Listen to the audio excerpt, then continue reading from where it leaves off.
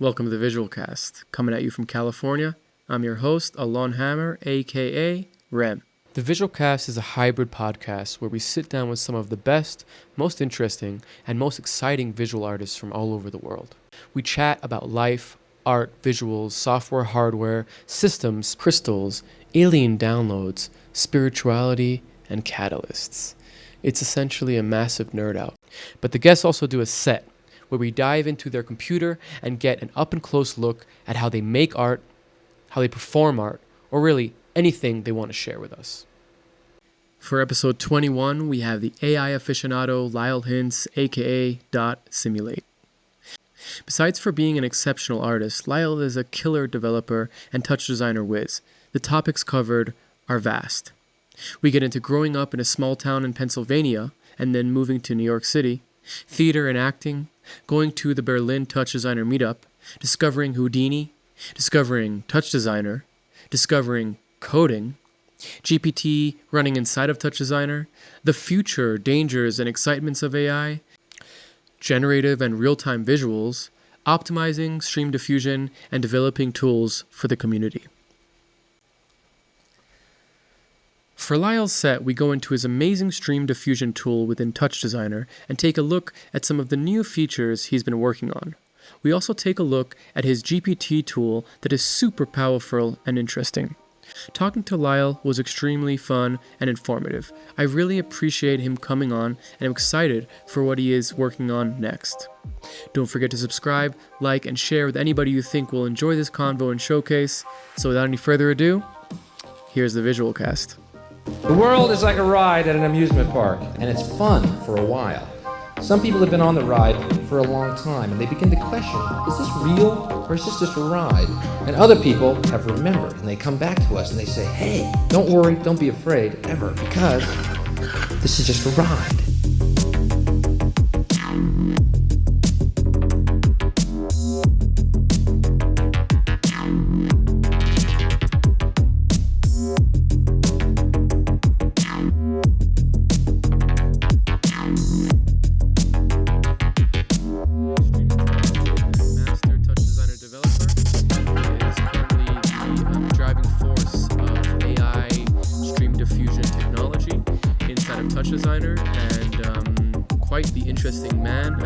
Excited to have him here, very honored to have him here, and I'm super excited for this conversation. So welcome to the podcast, Lyell. Hey. Hey, indeed. Thanks for the kind words. Of course. I am really excited to have you here because I have had many conversations about AI on the podcast, and I don't know much about it. I only know kind of like, the YouTube videos that I watch, and I'm excited to have somebody that actually can answer a lot of questions for us and kind of just be a little bit more coherent in the answers. So I'll give it my best shot. Yeah, I'm sure you will. Maybe I've just watched a couple more YouTube videos than you, so I might know a little bit more. But okay, yeah. So let's start off. Lyell, I'm so happy you're here. Really honored and excited to get to know you and get into the whole realm of AI with you. You're quite the interesting character. You're a playwright and a theater buff and a high-level Houdini user and 3D artist. You somehow found your way into becoming a master TouchDesigner developer and creating some of the first and most powerful, versatile, and configurable tools for StreamDiffusion, an AI method for producing a lot of AI frames at outstanding speeds. Your tutorials and walkthroughs are full of information and innovation, and your curiosity seems to be a massive driving force at your innovation and execution of high-level plugins. So to start off, what makes you most excited about AI in general, and more specifically, what are the ways that you think it's going to integrate and connect into our world of generative real-time graphics?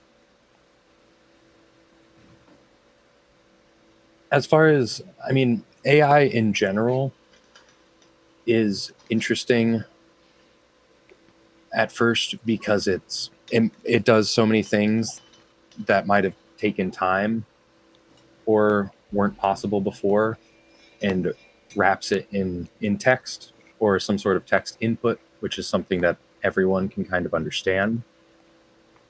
As far as using it within other like artistic pipelines and things that other people are already familiar is kind of something it doesn't do very well. It's not built to like integrate within other systems, so you have to find creative ways to put it into the system that you're working in.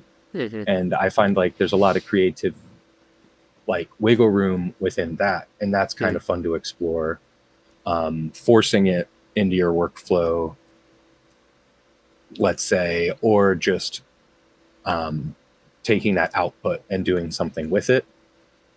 There's a lot of things that like I would like to do all the time, like maybe just get really good at drawing or sketching or sculpting in 3D or something, but I don't necessarily just have all the time in the world. And it's really cool to kind of be able to shape and control these artistic outputs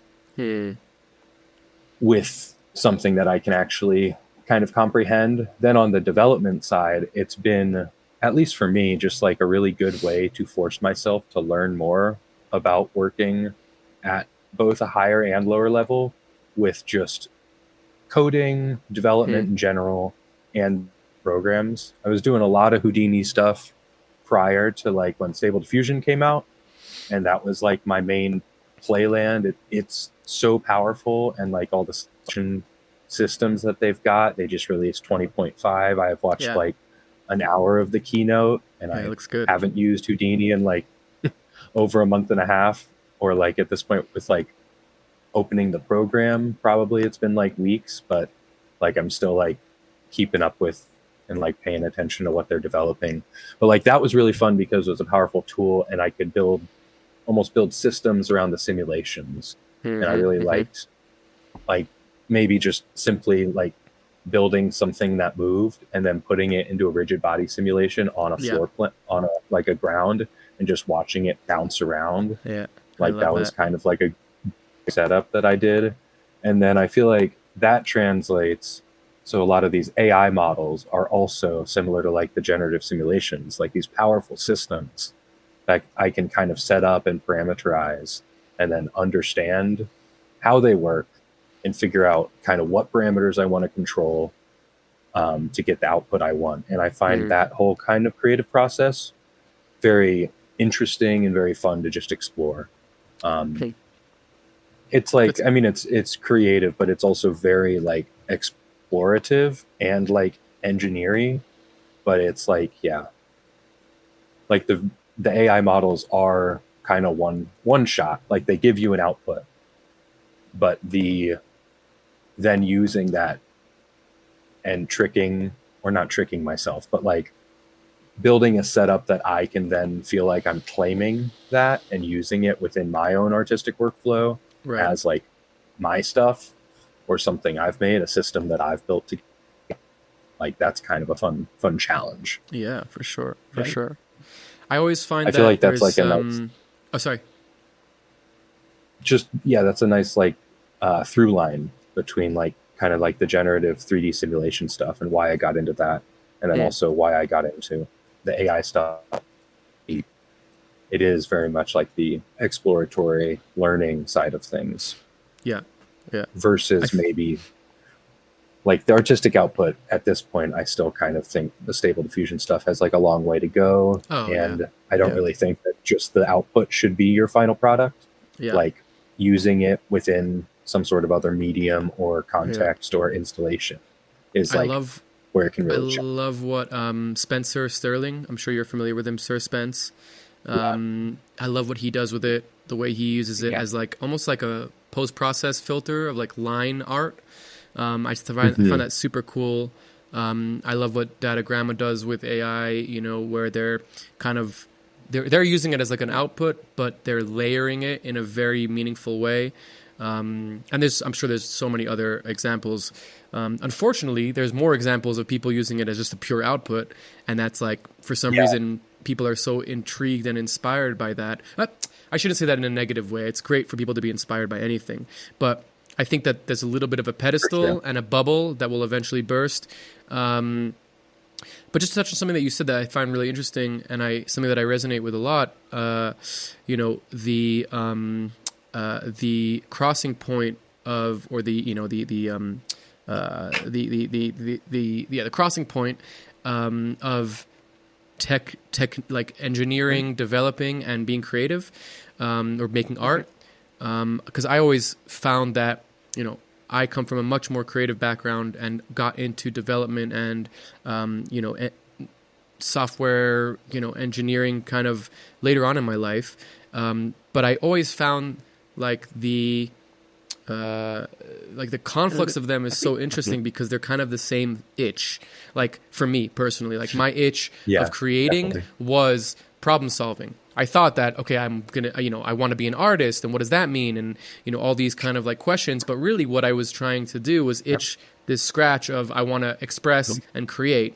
And like, when you get into software development or engineering or development in general, just systems, it's the same itch. It's just the output isn't like a beautiful image. The output is a beautiful piece of code or a beautiful network or, a really nice UI or something like that. So I feel like understanding that is a very important thing, because I feel like sometimes people step on themselves of like, oh, I'm not going to make myself the system because I'm an artist, or I'm not going to create a piece of art because I'm a software designer or something like that. So I just find that important.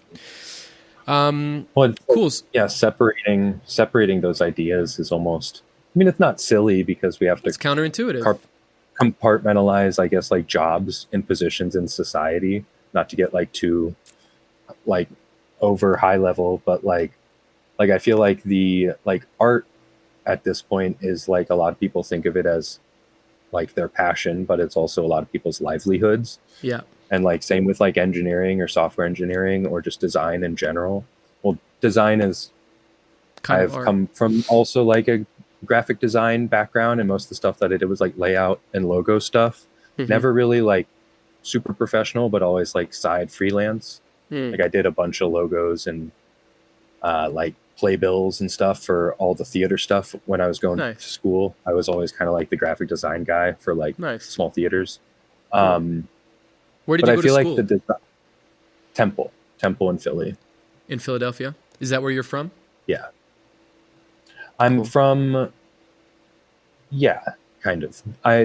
But my parents live in a small town in Pennsylvania.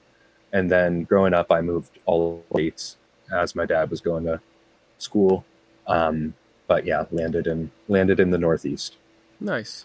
I was just in I was in Pittsburgh for a few weeks. I loved it. I thought it was like one of the nicest cities that I've seen in the States.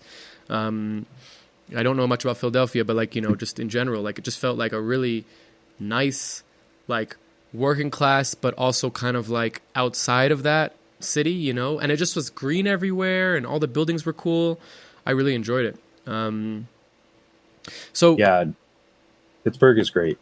I would say it's got a little more trees. It's a little bit maybe nicer than Philadelphia. I'm also biased because I spent 6 years in Philly, so I can be like, I'm like, Philly.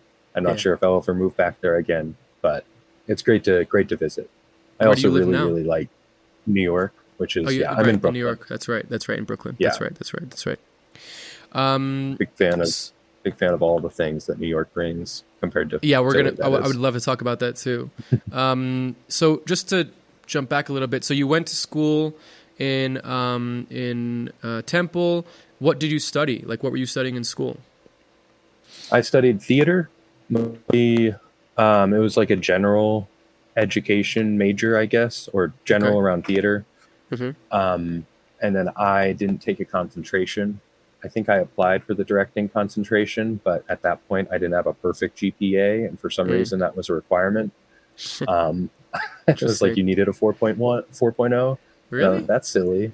That's so silly. It felt like a fluke in like the paperwork, but the guy kind of stuck to it. And I was like, cool.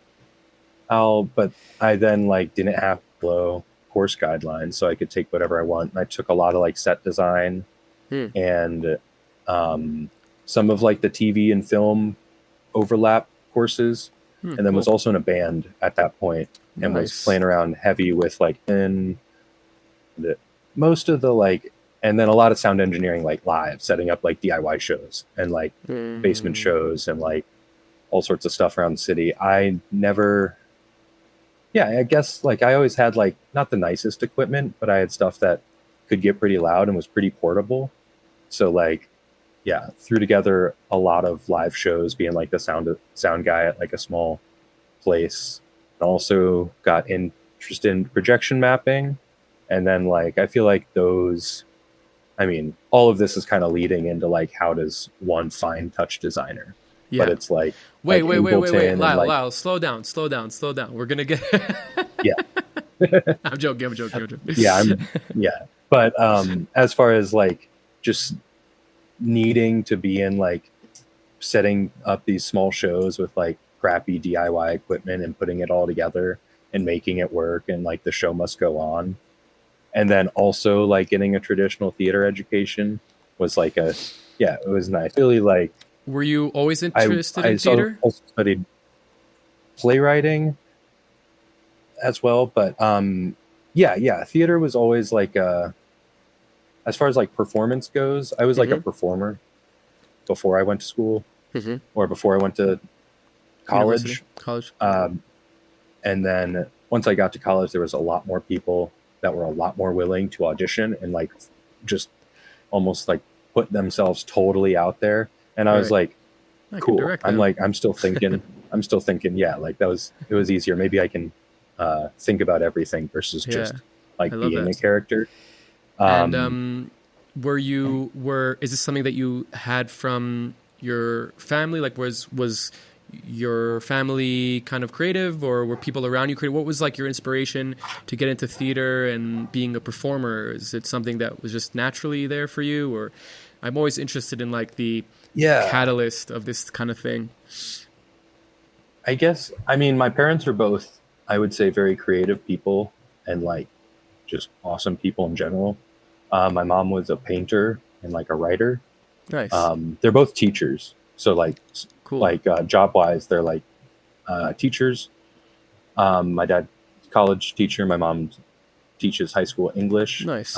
Not when I was going through school, luckily, but yeah, that's not a fun thing. There was always like artistic output. Like the kids did a lot of art. I did a play when I was in like first grade where I was like, had like one line and I think I didn't say it, but I think that was okay. Just like the kid in the play. Yeah. And then when we moved to my parents' current hometown, Bloomsburg, there's this like kind of incredible ensemble theater there called Bloomsburg Theater Ensemble, which I think I'm going to get the year wrong, but I think they just hit their 40th anniversary. Wow. So it's a theater ensemble that's like a pack of I think there's a couple still founding members from like that entire time that are still in the ensemble, but it's like a pack of like 7 to 12 actors depending on the time that rotate directing and then like vote on all the shows. And so it's cool, like a it's democratic just like kind of thing. Yeah. And like the idea that. of a theater ensemble was kind of almost even formed by them. Wow. And it's been a model that's been like copied over, and there's a bunch of theater ensembles across the country now. It's not like maybe the most commercially viable model for like just business wise, and like it's money for Broadway, but a lot of people do it for the love of it. So that was like, that was present in the town. And I got involved with that, I guess, in high school ish. And then there was also the musical, and those were kind of like, I would say like the biggest outlets that I could find to kind of like really get my hands dirty and like be creative. So it was almost like, I remember when I got to college, like by junior year, I was like, wow, if there was a good film program in high school, I would have been a film major. But interesting. Like there was just a really good theater program relatively. But isn't that interesting how that works though? Like, isn't that interesting? Like it's like kind of what we were talking about before of like the creative passion that is not necessarily tied to A, B, or C. It's just like, you're a creative person. You want to express yourself. What is available to me? I find that like, I feel like that's much more powerful. it's much more powerful because it's really it's proving or showing that it's really the individual that is the driving force of the creativity, and not necessarily like the quote unquote discipline. It's really not about the discipline. Like it's it's really about like the pursuit of expression or whatever it means to you. I find that really beautiful. And depending on like almost what you're expressing, because like if you're, I mean, a lot of like theater is a very like inherently human and expressive form of and like performing creativity or art you're in front or media. of people. Like,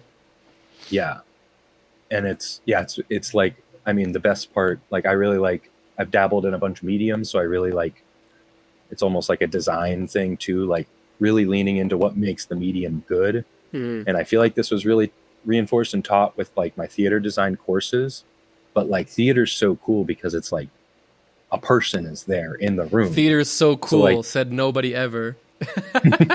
I'm joking. Well, I'm joking. theater can be cool when I'm joking. you consider, of course. But when you consider like the actual, like when you use that as a part of the narrative within the piece. Yeah. Where like, I mean, like I'm also maybe just super biased, but like a lot of Broadway shows that if like you're doing, I'm sure it's amazing and they're doing like a ton of like cool pyro techniques, but I think like Back to the Future's on Broadway right now, and saying nothing against it, that's bad, but like it's like cool. Like it's probably better as a movie.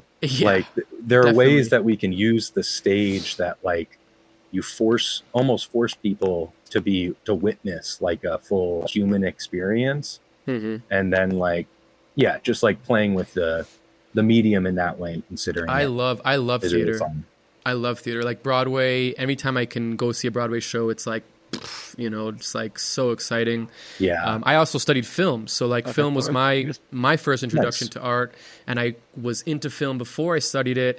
And like I learned throughout my studies, because I made movies before I went to school, but I learned throughout my studies that my favorite part of film is like the performant art of directing, whereas like a director is an actor that's kind of has to be able to act and improvise and think on the spot, but it's a performance. You're like, you have to compartmentalize all the, all the departments, and you have to like understand like, different logistical things, but really you're forced to kind of like be a character on set to drive people into certain directions or drive actors into certain directions. And I remember like my favorite class in school was improv class, where we were kind of like learning how to direct actors through being acting different scenes out ourselves. And the lecturer was like a famous Israeli director. Like the only famous teacher we had was like this one teacher, and he like took a liking to me, and he was like, "Oh, you're really good at acting. You're really good at improving." And I'm like, "Really? I never thought that about myself, because I'm like very expressive, but I never really thought of myself as like a on stage kind of person." But just like that feeling was always very enjoyable. And yeah, I mean, like whenever I think the last Broadway show I saw was Les Mis, and I saw the movie. I've I think I've even seen like the recording of like the original show on TV sometime, but like seeing it in person was so good. It's so good. So I really appreciate that art form. Uses the size and like grandness for sure, of just like witnessing a show like that. Like all the extras, everybody's singing, like so much is going on. Like you can look at any part of the stage. And I remember like watching the show, and there was like in the corner, there was like a little kid like sitting in a window, like kicking his feet like in a window at one of the songs. And he's not like the main the main characters are singing, and he's just in the corner like kicking, but he looked so involved in the scene. That I was like looking at him and like, wow, that's so cool. Like I'm really transported right now. I love that about that. All the little details that they can throw in that. It's pretty great. It is pretty great. Yeah. I could say that like, there's Broadway shows that are a little just like glam and like big in your face moments, but that's kind of like the reason that people go to Broadway. So that's also like fair.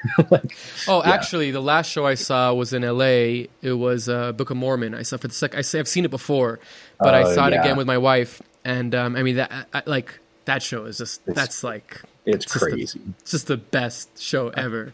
I think I don't know when I saw that, at some point in college with like my parents. We went to New York because like it was in Philly at that point, but like I think I was like unable to speak for like a half hour. You're just so like, whoa, like what?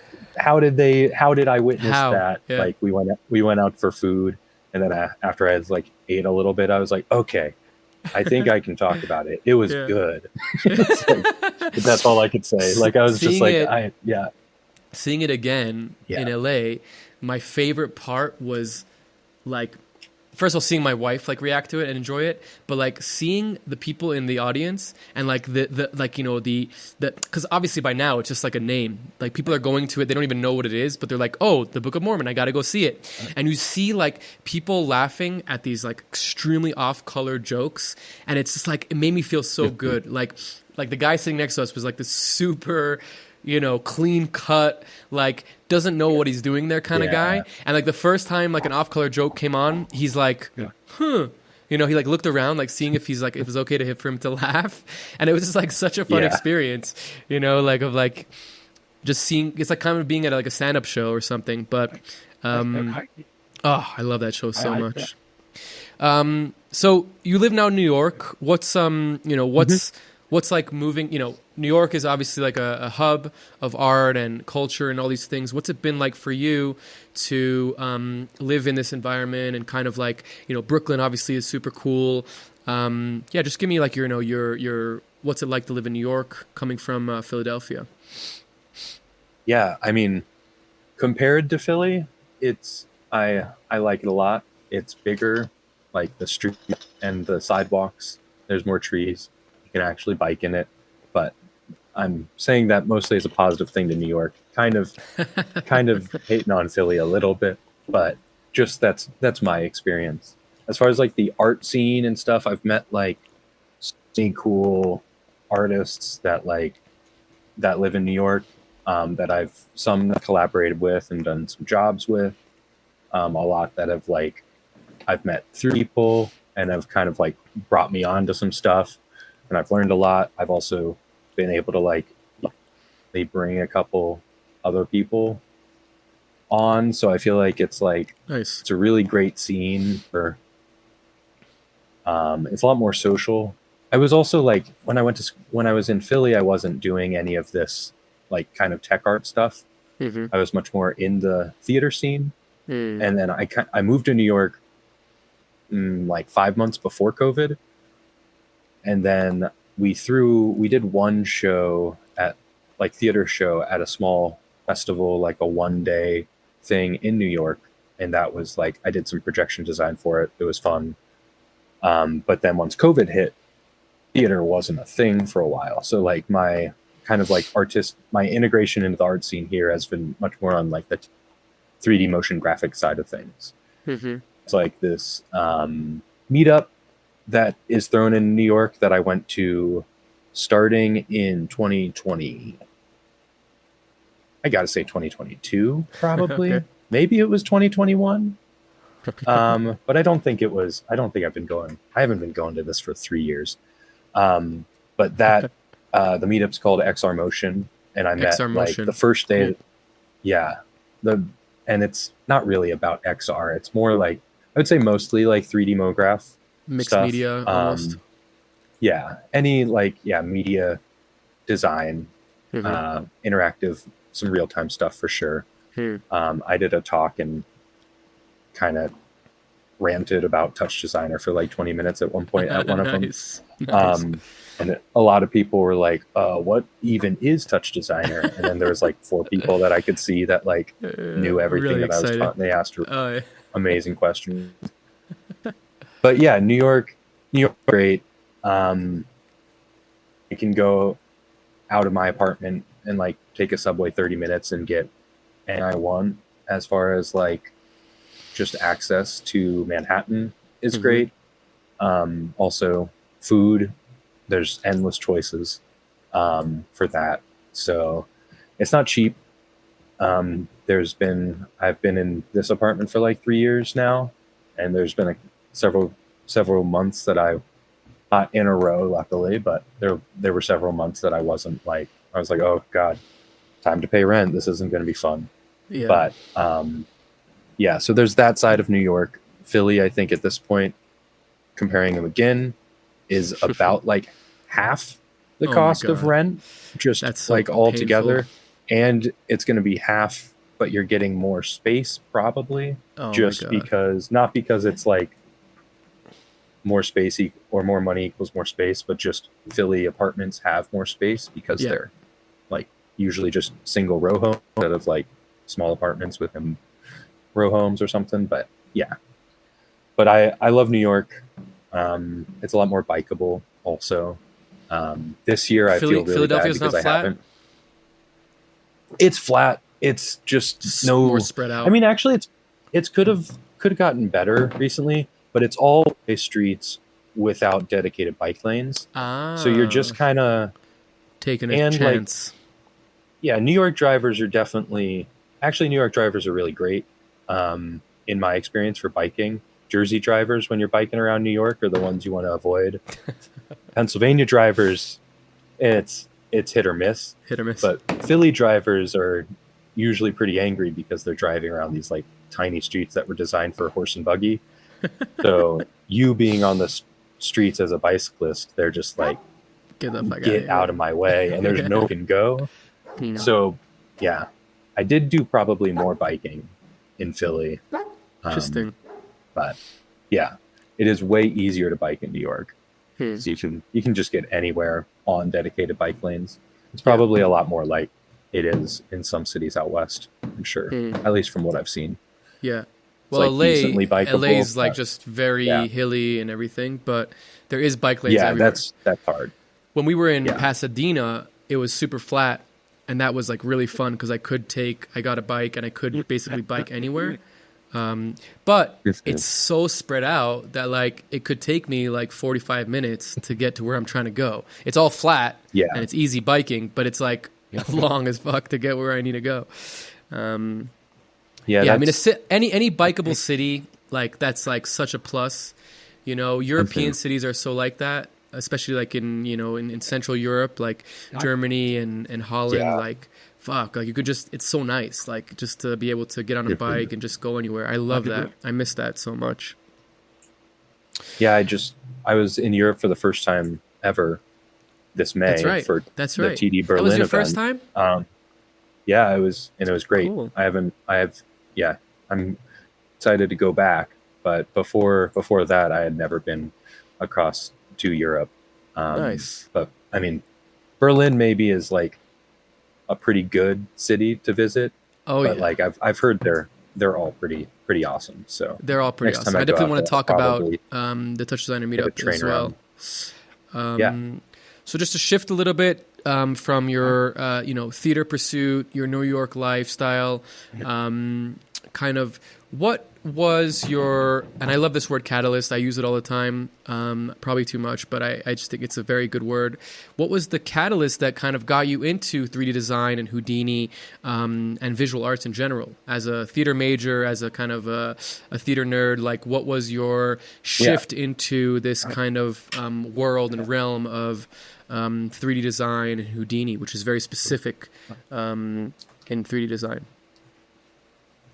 I think as far as like you're even saying, like just making movies or just messing around, like I was always, maybe since like 5th grade, I think I took like a claymation summer camp. Oh, wow.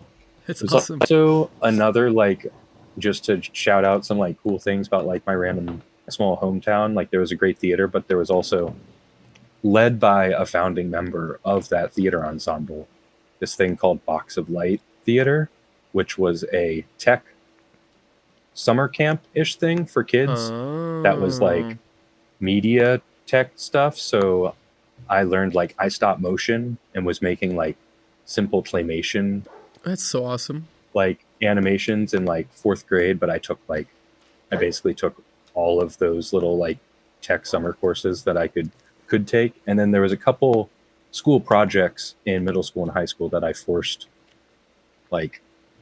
it into just a video project. And I think at least the ones at school, the only assignments that I ever did all-nighters for, mostly because I was like perfecting and learning how to edit a little bit, but I like just would always end up taking an all-nighter to follow that trend. The only assignments I did that for in college were my final playwriting assignments. Every single time that I like did a final playwriting assignment, for some reason I did an all-nighter. But also, I guess going back to the catalyst for learning all of this stuff and just like the outlet to what got into it, there was, like I said, I was interested in projection design. I had this media background. I was like familiar with graphic design, so I could kind of do the Adobe stuff. So I had projection design in school, but Temple never offered a course for it. But then finally, my senior year, last semester, they offer Projection Design 1 that was run by the lighting design professor, who's like new at that point. But the whole class was basically like Mad Mapper, and maybe you can make your content however you want. And then he showed us After Effects, and I was also doing Adobe stuff. So I was like, I could probably learn like animation. But his whole thing was, I'm not going to teach you step-by-step content creation in the class. You can go as crazy with that as you want. I love that. By following YouTube tutorials. You to just like execute these mapping kind of like concepts. And I think the first one was just like music to a song, and you can only have black and white. So it was interesting. Everything was like a music visualizer kind of, but you could use any program you wanted. But there were like ground rules of like, first one was black and white. I think the second one was the same thing, but now you could blur. But and was it focused around projection mapping proper? It was projection mapping within the scope of theater. So we learned QLab and queuing some of those things, and then learned how to queue that within. And then what were you mapping on? Like on the stage scenography? I think the first one was a cube, like a cube in the corner of a room. So you got, there was a cube and a smaller cube on top. So we had like a little bit of a 3D surface. Gotcha. And that might have actually been the mapping for all 3 of the projects. Gotcha. About it. It's more of like just like the kind of, I mean, it's classic university stuff or college stuff is like put you in a little bit of a confined box and then allow you to express yourself in an interesting way. I mean, that's definitely one of the best ways to learn things, is to put some confinements. As far as timing goes, it was perfect because it was right at the end of school. And then I also took sound design 1. For some reason, they had just offered that for the first time, my senior second semester. And then I took both of these, and the professors were just like, you already know what you're freaking doing. You're like, you've already done this on the main stages here at Temple. Now I'm going to give you like a couple simple things to become better at being self-taught. Nice. And then as soon as I got out of school, I was just like, all right, YouTube tutorials like all day. And then like COVID hit, and then I found like 4 days into relocating myself to my parents' house for like, I only stayed there for like a month and a half until I went back to New York. But I did leave the city for a little bit and then came back. But during that month and a half in my parents' house, nothing to do. I was just like on my laptop, and I found Houdini and TouchDesigner in the same day. You found them together? Like 5 days. Interesting. In COVID. I think I was looking up Unreal Engine. I'd messed around with Blender and Unreal prior to that. And I had made some like simple loops and stuff. I was into like the 3D simulated like kind of MoGraph loops that were getting pretty popular around the time.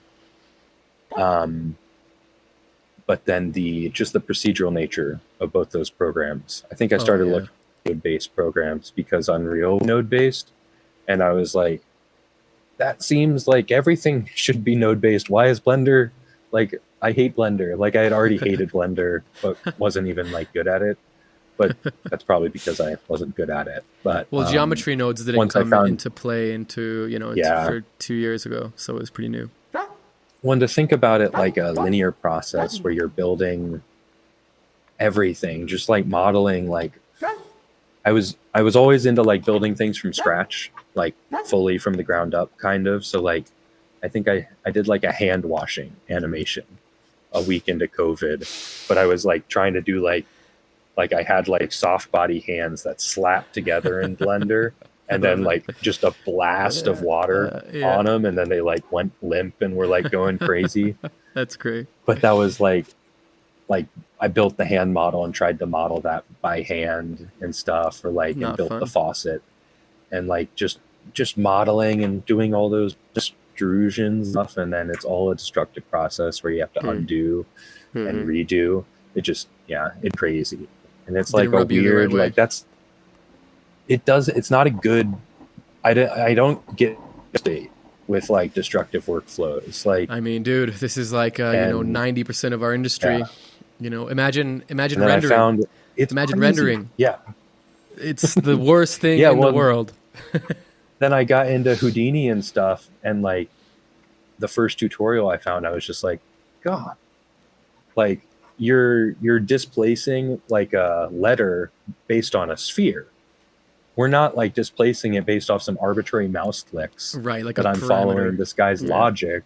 It's like, oh, now that I have this set up, I'm just gonna sphere, and now it's my actor, like, and that was like cool because like ownership over kind of like the systems you're building. I feel like is always kind of like. Not something that I think is like necessary, but I lean towards it. Like I want to build it. And, like, if you're going to spend time doing something, it's way more valuable if the thing that you're spending time on is malleable and procedural and changeable than if you spend time doing something on something that's just what it is and done. Like anything you build, you're going to have to build it either way, right? You're going to have to model the hands, you're going to have to model the faucet.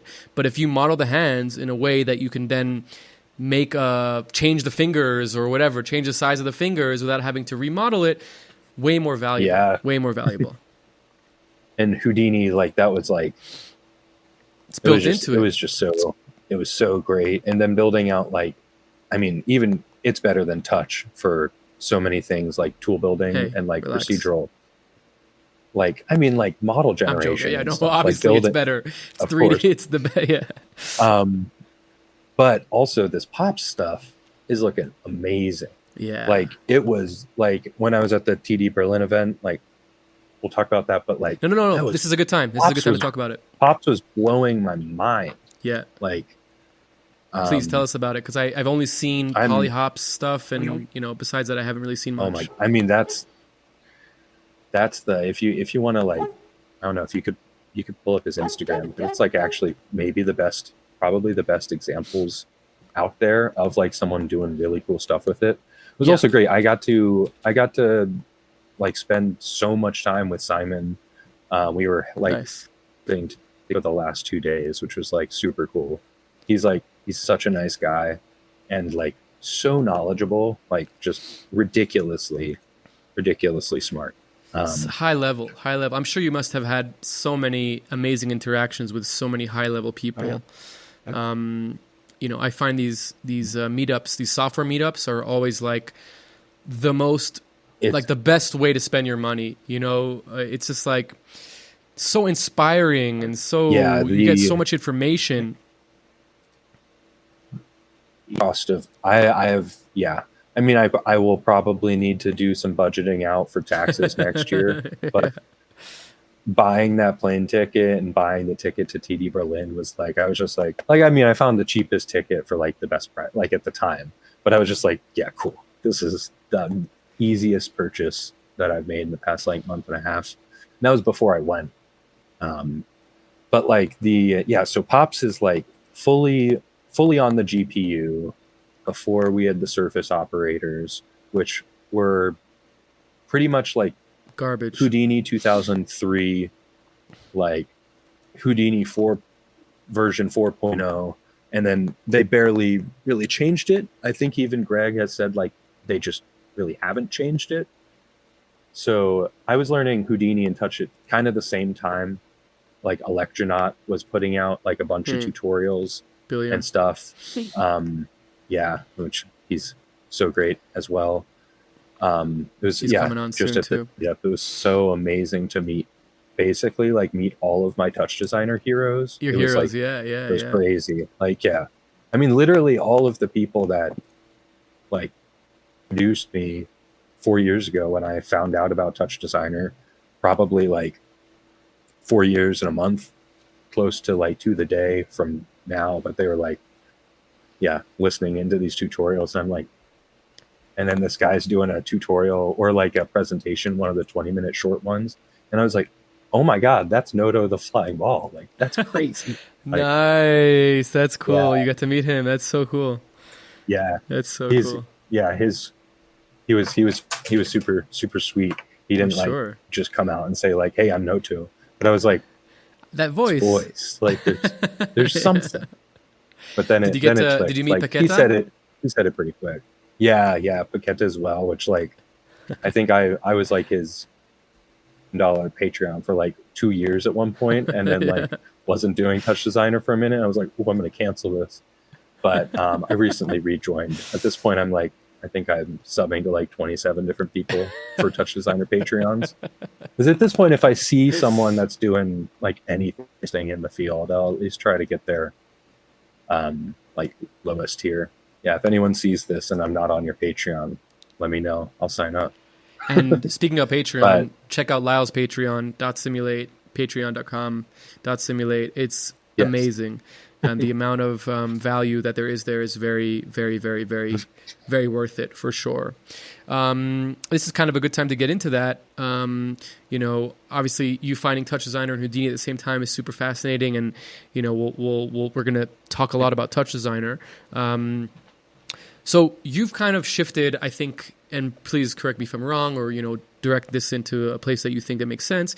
But you've kind of shifted into development, into kind of taking these AI concepts, or should I say techniques, and infusing them into TouchDesigner, whether it's with your Chat TD module that you've recently released that is kind of like a Chat GPT inside of TouchDesigner, or whether with your I think it's called StreamDiffusion, right? Is that what you call it, or is there an actual name StreamDiffusion TD, I guess, is like yeah. the operator name. Yeah.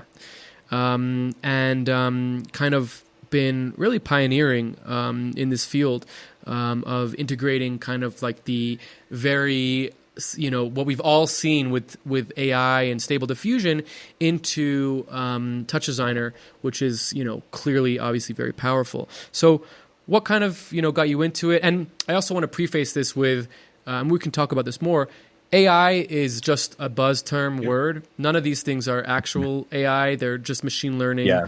The next level Like, of machine learning. It's a big lookup table of a bunch of big numbers. lookup table, And then algorithmic. we use other lookup tables to translate those into pixels or text Exactly. or sound. I think So where it's, yeah. maybe where it's like the innovation is the models, is like the massive, because until now machine learning algorithms also were built on models, but they were way more specific and confined. I think that the models now are really where like it's crazy of like the amount of data in these models. But yeah, what got you into this? Kind of what made you decide to focus on it, and how did you kind of learn? Because you don't come from a coding or you know, developer background. How did you make this shift? Like, what was your kind of process in this? Yeah, so I think initially, like, a lot of it stemmed out of like super simple early LLM stuff, which was really interesting for me. Maybe like, I don't know when GPT-2 was released, but 2 years ago, I feel 3 like years ago, no? Or more? GPT-2 was like a fully open source tiny model It's released from. AI. I could maybe It's not like the one that 2019. blew up, right? Yeah, like that was 3 is the one that blew up. 3.5 Got you. when they put it behind the chat interface, and that got really powerful. But okay. I was kind of like doing playwriting stuff, and then I found like, I think even Runway ML had a site that was like you could train your own model on a certain amount of text. So I like put in all of my playwriting assignments and like the 2 plays that I had written. That. And I was also have always been interested in this, like in future tech and like these like powerful kind of concepts and ideas. The 2 plays that I wrote in the school were both tech oriented, almost Black Mirror like, focused on like, what if CRISPR was way more evident in society? It was like 2 years after CRISPR was discovered. I love that. CRISPR is like super specific and accurate gene editing. Yeah.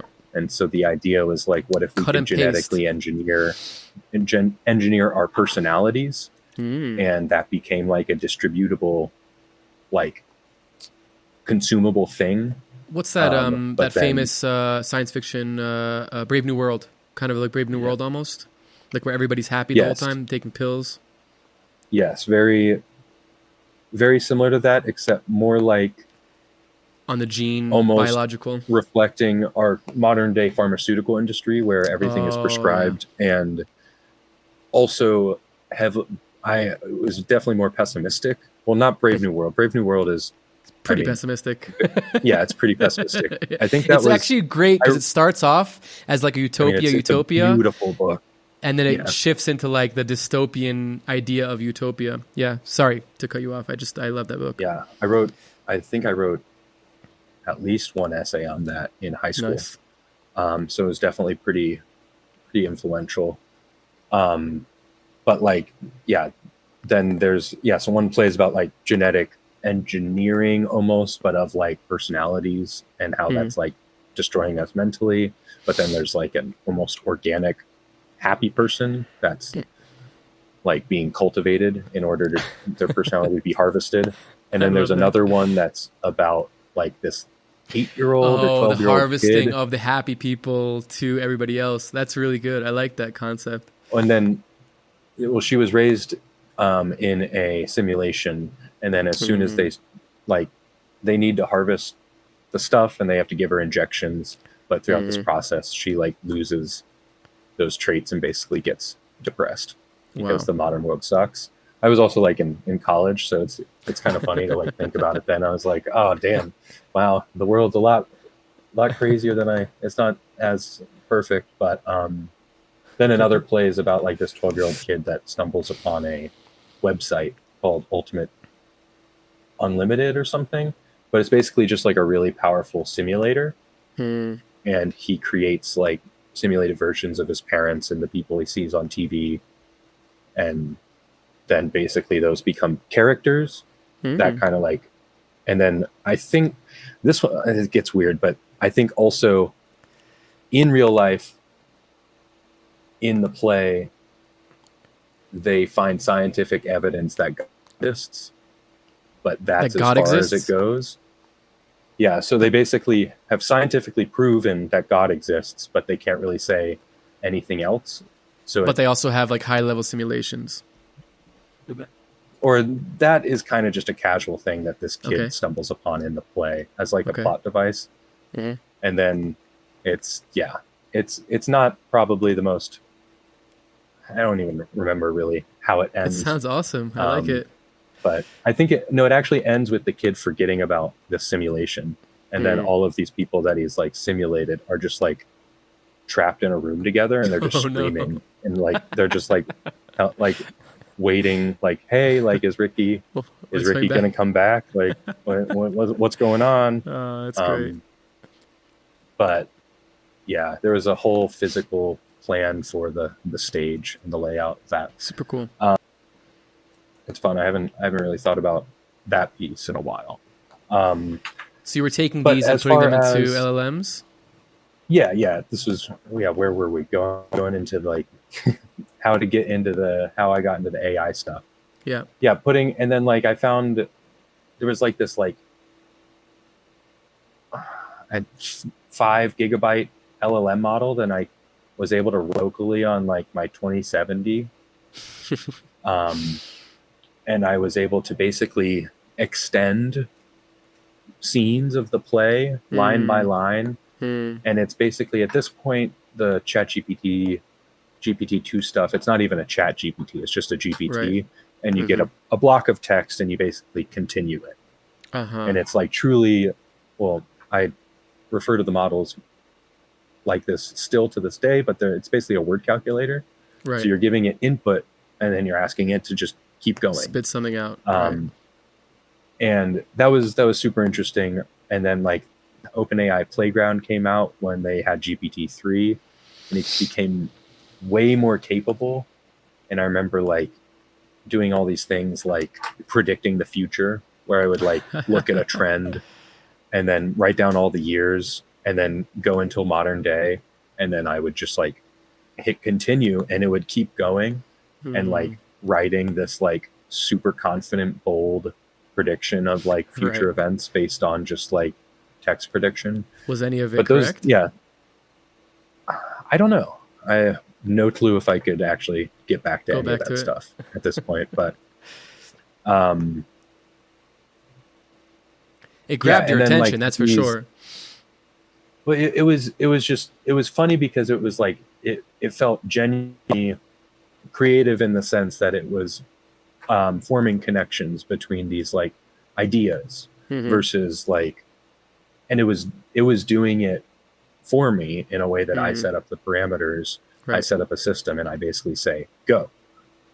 And yeah, which has always been fun. Then the image generators started popping out, and that was like also really, really interesting. I followed along to like the PyTie stuff in like late 2021 probably, and the VQ GAN stuff.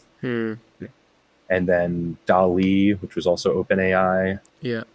I was like a big fan of OpenAI. Not that I'm like an OpenAI hater at this point, but they're just like way more corporate and a lot colder and like all about AI safety, which is like one thing that we could talk about as well. But like it makes sense that you want models to be safe.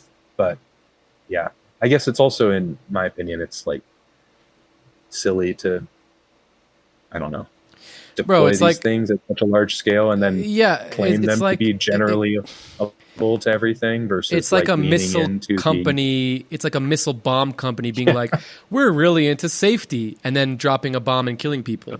Like, give me a fucking break. You're just kind of painting it. And OpenAI actually does it. Or like a coal mine. They do it decently well, but like if you look at Google and the way they're rolling out the AI stuff, and like I'm even like, I would like, obviously in a perfect world, all of these products would kind of act the way they've been marketed, and like it could be actually useful that like Google auto AI summarizes your search when you use it. I mean, I use DuckDuckGo on my computer. I use Brave, and the Brave AI is great. You know, it's pretty much pretty accurate sometimes. But the Google one, I've just seen some pretty ridiculous mess ups on Twitter and stuff. And like, it's like you're gonna get the screenshots that you're gonna see are gonna be the most outlandish stuff. And who knows what they told it before, and maybe there's like search history or something. And it's like pulling out random stuff. But just thinking about like Google and the way that they work and operate, I'm sure that they're controlling the models in such a way that they want to have very, very, very specific control over it, that is probably resulting in a lot of weird stuff. Exactly. Well, and it's the woke bullshit or some agenda or some political thing or who knows what. The idea of representation is like obviously awesome and great, but like the idea of pre-prompting an image generator so far, and like I also, in my opinion, the reaction to this was way overblown. Just people really like people like to scream, and especially screaming at Google. It's just like it's super fun, but like making like Nazis black, like like that's not good. Like it's like it's also it is hilarious, but like as far as like things to criticize these like models, it's like they couldn't have made it more obvious Yeah. to Well, they're they have an just like agenda. everyone Yeah. that they Yeah. are doing, because like people don't understand that when you type into a like DALL-E 3 or these like Midjourney, like it takes your prompt, but then it pre-processes it. It removes words that it's not going to look at, and it turns it into a whole different prompt, and then Right. sends it to a custom like diffusion model that we Right. don't really understand the pipeline behind it. Right. Neither And do the so, like- developers, right? It's like almost like a black box in some way. Oh no, no, the They do. developers definitely understand, and they're able to. But what they're doing is like the reason that the Google image generator made those historically inaccurate, like overly diverse photos is because they're pre-prompting it to make sure to not It's make diverse the photos only and- have white people. Right. And they're not like people that use these things don't really consider that. They're just thinking about it as like some sort of AI black box. Right. And Interesting. not that the user of the tool should be more conscious of these things. No. I think it would be like more like Google putting out like a tool. They should say like, I mean, almost like how Apple's doing it with the image generator that they teased in the one, they were like, you can prompt with concepts, or like maybe someone from your photos if you want to see your friend in this style on a beach. But Right. they're not letting you like I don't think they're letting you do like the full prompt, which is almost like a UI choice. Yes. But it just, as far as the user goes, Makes more it's not sense. like, oh, I have full control of this full model. And when the Right. model doesn't exactly give me the output I would expect, I'm going to like Get upset. blame about it on the model. If you kind of lock it behind these smaller choices, I don't know. Well, no, it makes way more sense. I mean, especially like when you think about like making art through prompts, there's obviously like a very strong art behind it, right? But it's like, what's really the point? Like, does everybody need to be able to like make images out of text? Like, it's really not like it became a trend, and it kind of is being pushed in for some agenda or some reason, but like really like the whole point of these things should be like ease of use and making my life better. Does my life become better if I can make art with text? No. Does my life become better if I can use this tool to like manipulate my images or come up with fast concepts or et cetera, et cetera, et cetera? Then yeah, I think that it makes sense. As much I hate Apple very much, but like I think that if Apple can crack it and make it something that's like, you know, usable and friendly and UI oriented, then we're all going to benefit from it. Yeah, I was really surprised that they rolled out any image diffusion stuff, like iOS native. The Gen emoji thing that they did is, I think it's pretty fun. It's pretty cool. What was that? The Gen emoji? And I think it'll be. I didn't see that one. So it's like you can basically text prompt and create an emoji, and it's like, and like that's fun because it's fun. like a diffusion model that's super specific, and it's probably really good at making really fun, creative, only emojis. It's probably super safe, but it's like confined to one idea parameter. That like that's fun. That's useful. But then it's useful too. They also added like just a general diffusion model that runs on your phone, and you can send people funny photos of like your friends if they're in your photos. So. But like what they're not telling you is they're behind the scenes now training like custom embeddings on everyone in your photo reel. And then it's like, I mean, it is all on your phone. And in theory, it's like no one else gets that. But like, yeah. Come on. Once people kind of realize that all of this data can be used to do these things this quickly, it is going to be like, I think a lot of people will unplug a little bit. I don't know. People already kind of are, but like there is a sense of like, or just like commit to, if you can be technically savvy enough, like I want to run all my stuff locally. Yeah. And that's kind of where I lean, especially like, and that's so like, too. I mean, ish going back to like the TouchDesigner stuff, but like TouchDesigner is so cool because it's a platform that I know and I'm able to work in. So bringing the AI models or these processes into that allows me to feel like I'm actually doing something with it versus like I'm just using like a Gradio which is like a kind of like a bunch of like these like local hosted UIs that you type in like 127.0.0.0.1, and then you get like this like blue layout that has a couple sliders, and it's like, yeah, it's a simple Gradio GUI, but like then you're just within this own program. You can hit generate, like you have a big orange generate button. That's fun, but it never felt like I was like actually doing something with it. And with TouchDesigner, you felt like you were more. So was that kind of why you wanted to make StreamDiffusion for TouchDesigner? Was it kind of like the marrying point of it's running locally, but it's also like you feel like you're doing something by giving it an input that's generative or more interesting? Mm-hmm. I mean, the reason I made StreamDiffusion is the StreamDiffusion repo was dropped, and it was 60 times faster than any other diffusion method. And I was like, holy shit, this needs to be in TouchDesigner right now, because this is what I've been like thinking about for like a year and a half, and talking to people about like, maybe this could be possible in years, but like, but it happened right away. That at that day, it was like, oh shit, now all of a sudden it's here today. And it wasn't here yesterday, and there was no sign of it coming. And then in 2 days, I had a working version in Touch, and I was like, oh shit, I can get like 15 FPS right now.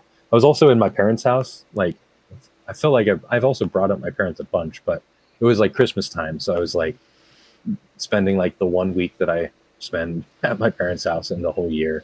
But then I was remoting into my computer here and like coding on my 4090, because I wasn't going to be able to run that on a MacBook Air.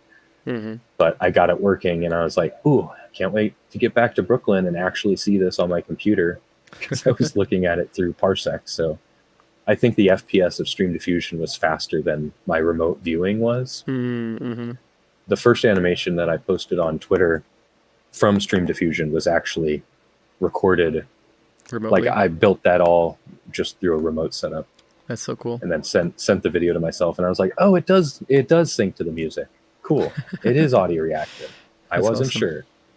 But yeah, not to go off too far on the rails, the question kind of was like, what's the reason to incorporate it into Touch, right? And so like, Stable Diffusion came out 2022, late August, and I had known about it. I hadn't been able to play with it. I wasn't like that high up on like any of these AI forums or something to get like early access. But I downloaded it the day it came out and got some like super simple version working, but I wasn't a coder. I like kind of knew Python, but I was able to get it loaded by creating a simple GUI in Touch that generated all the code and then gave me a button to copy it into my keyboard. And then I could paste it into a command prompt window, and it would start the full pipeline. Wow. And hilariously, it would load the model like from scratch every time, and it would take like 5 minutes to load the whole process. But then I would get an image at the end, and after 10 minutes, I would get an image, and it felt awesome. And I was like, oh, this would be great if it was faster. And then Automatic 1111 came out, and that was a powerful Gradio interface that you could generate these images, but there was an API. And then I looked up like what an API was, and I was like, oh shit, I think this means I can bring this into Touch. I don't really know how to do this, but I think if I like work hard enough and ask a couple people the right questions, I'll be able to figure this out. And then like blackout, 1 week later, I had a working version with the API in Touch. That's kind of been like the process is there's kind of these very powerful systems that I see outside of it. I mess around with it a little bit outside, and then I hit a point where I'm like, all right, now it's time to bring this into the platform that I'm familiar with. And luckily, that platform is TouchDesigner, and it's the most like interoperable thing ever. So I can pretty much, if there's a will, there's a way to bring it in and play with it in Touch. So yeah, and then that next year I built out like a custom text to music pipeline that ran through Touch, and then I also made like a Comfy UI API setup. So Comfy UI is cool. It's a full node-based procedural. Comfy UI is awesome. Yeah, AI and I guess animation, but just AI diffusion model pipeline setup where it breaks up all of the model pieces into nodes, and then like the node connections are data types. Mm-hmm. And instead of having like a checkpoint with a prompt value, you have your prompt node that plugs into your sampler, and your checkpoint node that plugs into your sampler as well. And then like also there's like 10 more, but then that results in just the image being saved. Yeah. But that whole thing can be dropped into a JSON file. And I made a tool that lets you load any Comfy workflow into Touch. And then it basically turns the operator into like an API for that workflow. And you can hit generate. There's a bunch of little tricks, and it's kind of like my go-to op methods. Nice. Which I can touch on when I'm kind of showing some stuff. We're gonna get there very soon. I have just a few more questions here, but TouchDesigner is so fucking good. It's like, it's really the best environment for anything to do with visual, audio, texture, generative kind of like world realm.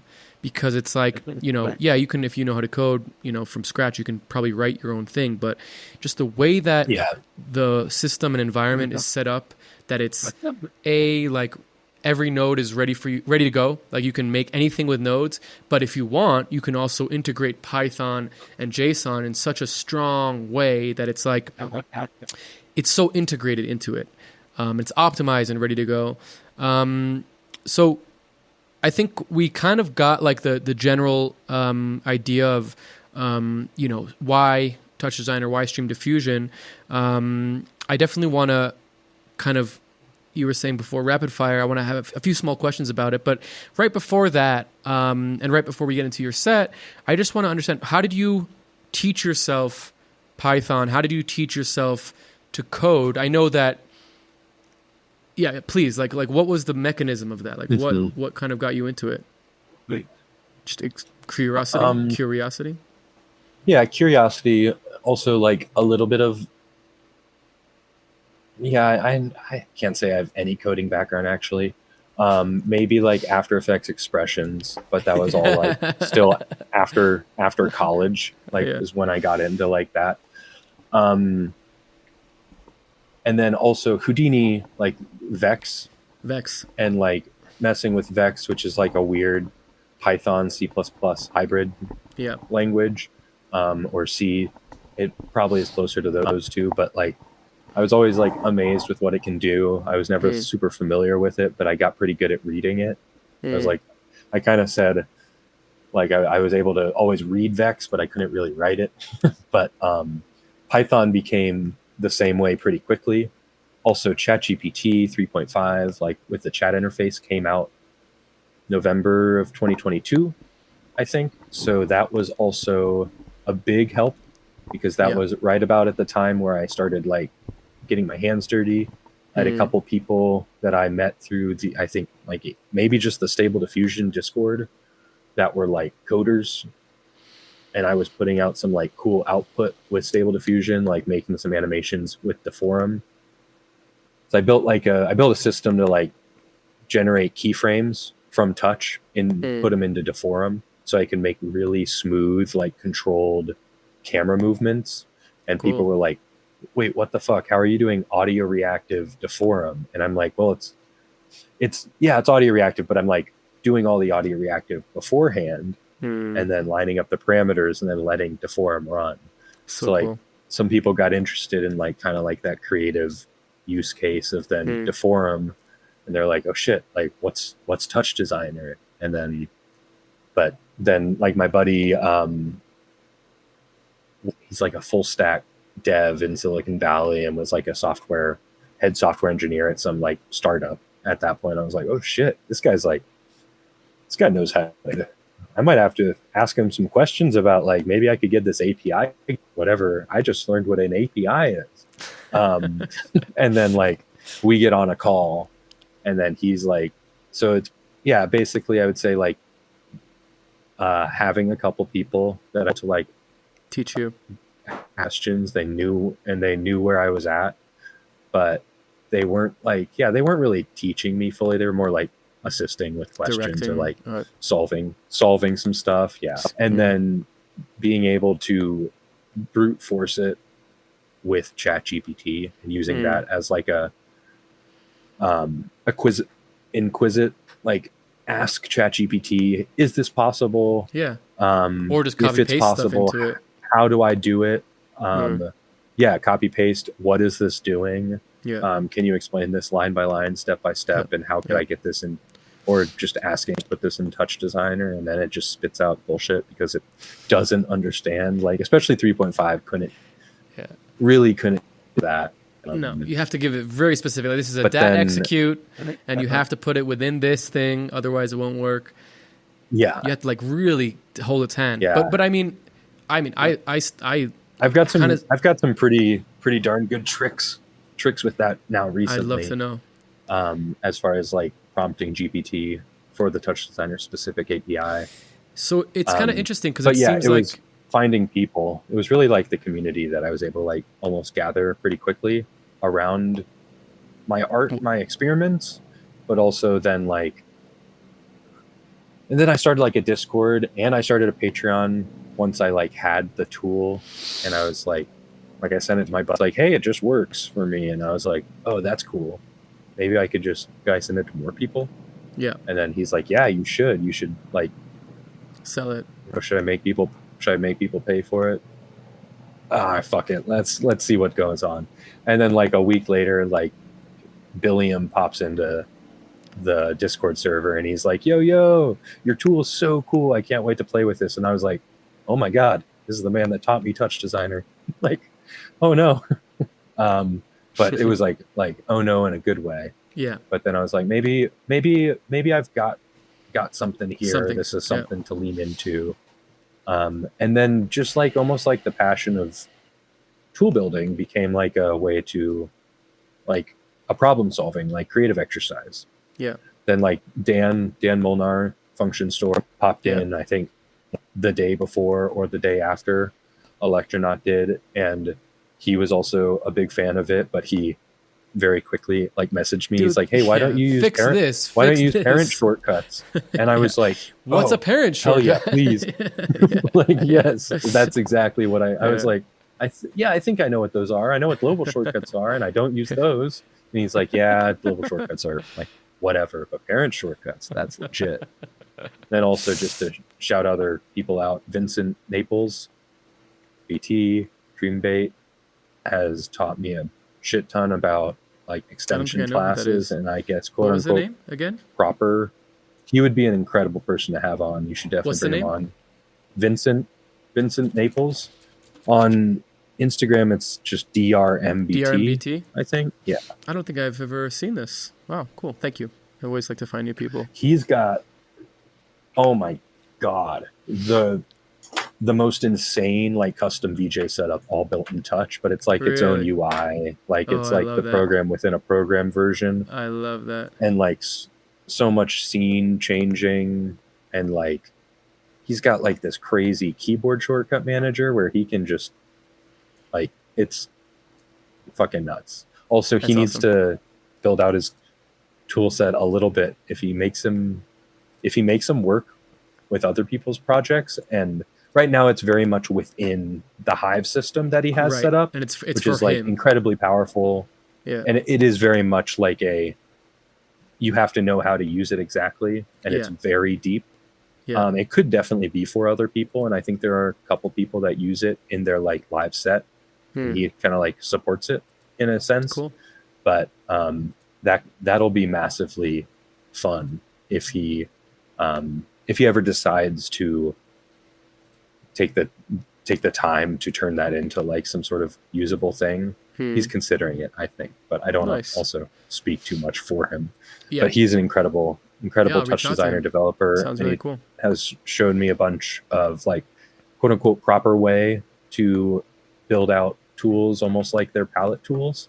And then that became kind of like almost a way I would approach these things, because like I can make the powerful thing work, and I can make it work for my project, but it's a way tougher thing to make it deliverable to another person that they can then drag and drop it, and then they also structuring even like the parameters like the UI, in a way that makes sense. Yeah, of course. And like you even said at the beginning that like I've got a bunch of tutorials that are helpful and stuff, and like from my perspective, I've got like a couple intro videos. I try to make the tools at least understandable enough that once I explain a little bit and you kind of see how I'm interacting with it or how I'm approaching it, it's usable enough to kind of like hit the ground running, and then you see how it works. And hopefully at this point they're familiar enough between them that if you've worked with one of my operators, like you can, it kind of makes sense. Like there's a generate button, and it's Billiam is really good at relatively that. Billiam's tools, like from tool to tool, are very like synonymous or make sense between tool to tool. And also what's his name, super cute dude, he makes all the machine learning stuff, what's his name, you know what I'm talking about. He made the who? Sorry? Oh, a Torin? Torin, yes. Yeah. Have you seen his teachable machine thing? I think know, but I saw it's released. Yeah. I mean, it's okay. Yeah. It's like he's such a dude. Like the way that he's progressing with his tools are like so exciting. Like just the way that it's progressing. The teachable thing is like that's like massive. That's like so. Also cool. Spent a bunch of time with him in Berlin, and we've talked about. Yeah, this month I was a little bit less responsive. In general, I mean, I was just very tired after all the travel that I did in May. But Torrin and I have discussed doing some workshops in New York. Hell yeah! And doing some in-person like TD stuff as well. If that takes the form of just like a general meetup that's semi-regular, or if it's more like kind of like workshop. I'd come out to New York for that for sure. Something, That could be in the books. We do need to talk about it a little bit more. It was a little reminder to myself. Nice. Public reminder. Reminder. The teachable machine stuff is awesome. Was there anybody else you wanted to shout out? Because you were kind of on a roll there, and I kind of stopped you. But I want to. I mean, there's a bunch of people. I mean, okay, well, we'll come. You can shout them out as we're going. Joseph Pelz's new T3D thing is looking amazing as well. Yeah, very powerful. I'm excited to see the tool set grow, but also just like as far as like the tool design aspect, the way he integrates it into TouchDesigner, I'm like, Jesus. I also got to spend time with him in Berlin, which was like incredible. You mean like making nodes, you mean, in that sense? Just the way that he, like, you can drag the talks in, and then it integrates itself into the op menu. Yeah, it's super cool. Oh my god, it's so slick. None of the tool sets that I've put out are like really multi-node, and they're all bases, so they don't really make sense. What his are components and like package bases as well, but it doesn't really make sense, I think, to put them in like an op create dialogue. But I love that he was able to just get that work. I think for that it makes more sense because you're kind of he wants to make the process of 3D textures be like using tops. Like that's kind of the goal, I think, for him. Yeah, I guess. So I mean, Dan Function Store, just again with his Dan Molnar, his tool set is like super cool. He's a good friend. You said he should be on the podcast. He's going to come on soon. Yeah, we're good friends. I just he's just very busy, so it's been hard to get him. But he's going to be on soon. Yeah, rightfully so. Rightfully so. He deserves all the work he can get. But he is. I mean, he likes to say He does. He really does. Okay, so I want to jump into your computer. I just have a few small things that I wanted to ask you. So just quick answers. You know, if it's a long, drawn out, then that's fine too. But why do negative prompts not work? Yeah. So with the negative prompt thing is actually just kind of a trick within the diffusion process, and it's creating that embedding and injecting it at like as a negative embedding. But the way that these sampling schedules work, they always fold the negative embedding in after a couple steps and after a certain CFG level. So you have to have like 2 to 4 CFG to start seeing the negative prompt working. But then with the distilled stable diffusion checkpoints and the LCM process, which is the latent consistency model, just a process to kind of like compress all of those steps down into a single step or maybe 4 steps, which steps are like the repetitive denoising loop that the model goes through in order to go from noise to like a clean image. Those models require a CFG at a very low value, and usually about 1. And 1.0, pretty much there's like almost, CFG is classifier free guidance. So that is the prompt actually being enforced. The prompt and the input image, or just the prompt? The prompt enforcing itself into the denoising process. Okay. So when you use these lightweight models that run really fast, your CFGs at one point in order to make them that fast. And then there's not actually a way for that negative embedding to have time to make any effect on the model. So it's included in the repo because the standard diffusers API, which is like, StreamDiffusion is open source repo that was developed by a couple people and was released in December.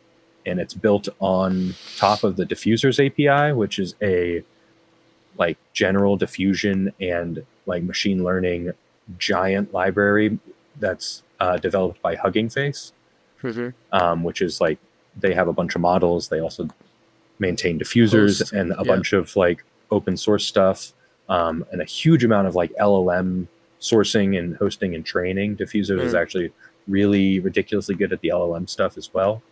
But the diffusers base like encode prompt function has a negative embedding input. And I think that just the StreamDiffusion people kept that in as part of the repo. And then when I built the tool, I wasn't the same. Like, I didn't really think about the fact that negative embeddings didn't work until like a week after I had it already like listed in the parameter UI. And then I was making the tutorial to just explain and create a setup video. And I was like, wait, these don't do anything. So I made the default value negative embeddings do nothing. I gotcha. Just so it's pretty obvious. And now it's on like the second page at the very bottom of the settings, just hopefully no one sees it. I did figured out a way to kind of negatively influence the model. You can use LoRa's at a negative weight, and I've in the version that I have yet to release, but the new version that's coming out, you can like unload and reload different LoRa models and change the weight. Yeah. So you can and then there's a couple NSFW models that if at a positive value, it will be like more NSFW, but at a negative value, it'll actually be safer. Less boobies and vaginas? Yeah. And for a lot of these installations that people are making, come on. Well, sometimes. I mean, depending on if you're like some company, which there's a couple people that have tried to put this in like public installs, and they're using my tool, and they're like, hey, so I'm getting a lot of boobs. Yeah, we exposed the prompt to people, and it turned out bad. And I was like, well, why'd you expose the prompt? Like, it turned out bad. What's the first thing that people are going to prompt? And they're like, well, yeah, but how do you make the model not do that? And I'm like, well, unfortunately and fortunately for the model architecture, but like when Stable Diffusion like came out, one of the reasons it was so kind of like interesting and good for a lot of people is it actually had an idea of the human body and the human form. Yeah. And that model wasn't the most, like, there's not like a shit ton of parameters. It's not the largest thing, but the way they were able to get that to work at that time is training it on a lot of like porn, like basically porn and stuff. That's the most, and like a lot of images of like just body diagrams. And like, I think a lot of like medical imagery and stuff was in the initial Stable Diffusion data set. And interesting. I mean, there was also like a lot of like really bad stuff in the Lion data set, like some some CP even like that they didn't know about. And like, wow. like, so like Stable Diffusion has been trained on like some like really illicit, weird like shit. Really shitty stuff, but it's also been trained on so much data. And like the way that the training works, I mean, no one really knows exactly how the training works, but like if someone is to like imagine that this model is photoshopping like in the back end and it's like kind of like pasting together ideas, it's much more abstract than that. And the ability, it's actually like, it's super impressive that people, or it's super impressive for the architecture that people even interpret it that way. Yeah. Because it's really like, it's very much not photoshopping. Everything. No, but it is, like but it is pulling canvas. from existing it's things, like, right? It is pulling from, it's yeah, not making up things from nothing. No, and it's only pulling from existing things. Yeah, that's why when I say it's not AI, is that's kind of like my main point is that like it's not creating something out of nothing. It's only creating things out of all of human things, right? It probably will eventually, right? But it's not. Maybe. I don't know. Not. I mean, I guess that's how our brains work. Our brains work on things that we've seen, right? Like it's not like you. Yeah. But then you have imagination, you have dreams, and that those are pulling from where, you know, like. Yeah, when we have like. Yeah, this is a good conversation for after a very long esoteric context window as well. So like we don't. I don't know if you have a model that's been thinking for 20 years, right. maybe it comes up with something interesting, but like at this point we're using like I say word calculators, but speaking of word calculators, Chat TD, which you released pretty recently, when am I going to be able to like write a prompt and it make nodes for me? Like when am I going to be able to say to it, hey, I want to make a reaction diffusion a module. Can you just connect those? Because technically, I mean, I know that with Python, you can definitely make nodes and connect them and have them, be done. But when is the ChatGPT going to be able to understand that? Let's see there is TD BuildNet. I have a project that kind of does this. The answer to your question will be soon.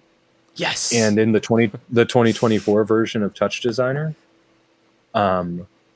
which I believe, I mean, I'm not a part of the derivative team, but I think someone mentioned at the TD Berlin event that it'll come out this year. So like 2024 version will come out during 2024. Yeah. That's usually how it goes. What about the 2024 version is special? But that will have a new file format that you can save TouchDesigner files. This is just I'll talk about this file in a second, but with that new file format, you can save the entire file as a diffable human readable text file. So every node will be listed out in just code. Like Unreal blueprints, you can copy paste them like from place to place. So then you could get enough examples of those. I thought it was like that now. I didn't realize that it wasn't. No, everything is a binary embedded file type, which makes it like, I mean, it makes your Tox files like somehow like 230 kilobytes. And I'm like, right. Oh, how? There's like, I feel like if I saved my extension class as a text, it might be longer than this. That's really that's funny. not true. But so now they're enabling the new nodes file to be format.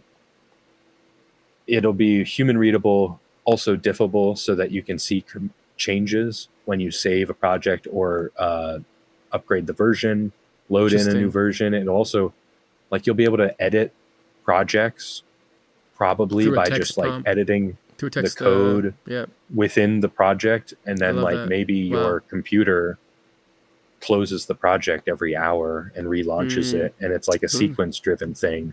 You can just edit your code of your extension class, or instead of it just editing of your extension class or your show class or like something, because you can externalize files now and kind of control it. So you're controlling like the show outside of the TouchDesigner project file. But you could actually literally edit the project itself. Super and cool. Like add new inputs or reorder where things are like through a text prompt, through a text. And then that could be, it could be through human, like me going in, editing my project, but it could also be GPT'd, like prompted. So you could train a GPT to understand the format and etc. And then inside TouchDesigner kind of be like, hey, add this. It looks at the file and just like rewrites it and adds it for you. That's so cool. So that's actually coming soon, huh? That's very exciting. Because I always thought that would be like a, you'd have to like think of a really smart Python way to like generate nodes and attach them, and you might not be able to like add parameters, and it would be a whole difficult thing to do. Yeah, I could show what I was going to show real quick. Sure. This is just, I don't actually have, it's not through ChatTD. This is just through like ChatGPT or the Claude interface. Maybe this is probably through ChatGPT, but I think I asked it, like I gave it a file path, and I said, load this in and make it black and white and punch the contrast or something, or make it like, give it a gritty black and white filter. And then it gave me this, which is just like, it creates a new base, deletes all the stuff inside of it in the base. Yeah. Makes the file, adds the blur top, creates the level top, adds a monochrome. That's kind of what I was talking about. Interesting. So it's doing all of this, and I was just from a prompt of like make it. I had to give it like a shit ton of documentation on all of these specific Python APIs that are specific to TouchDesigner. That maybe there's a chance that it saw once during its training run, like as GPT-4. Or something, like they're training on the entire internet probably more than the internet at this point, with like there's a big push towards like artificial data or just generated data. Really? But like GPT-4o or 4 probably saw the TouchDesigner documentation once.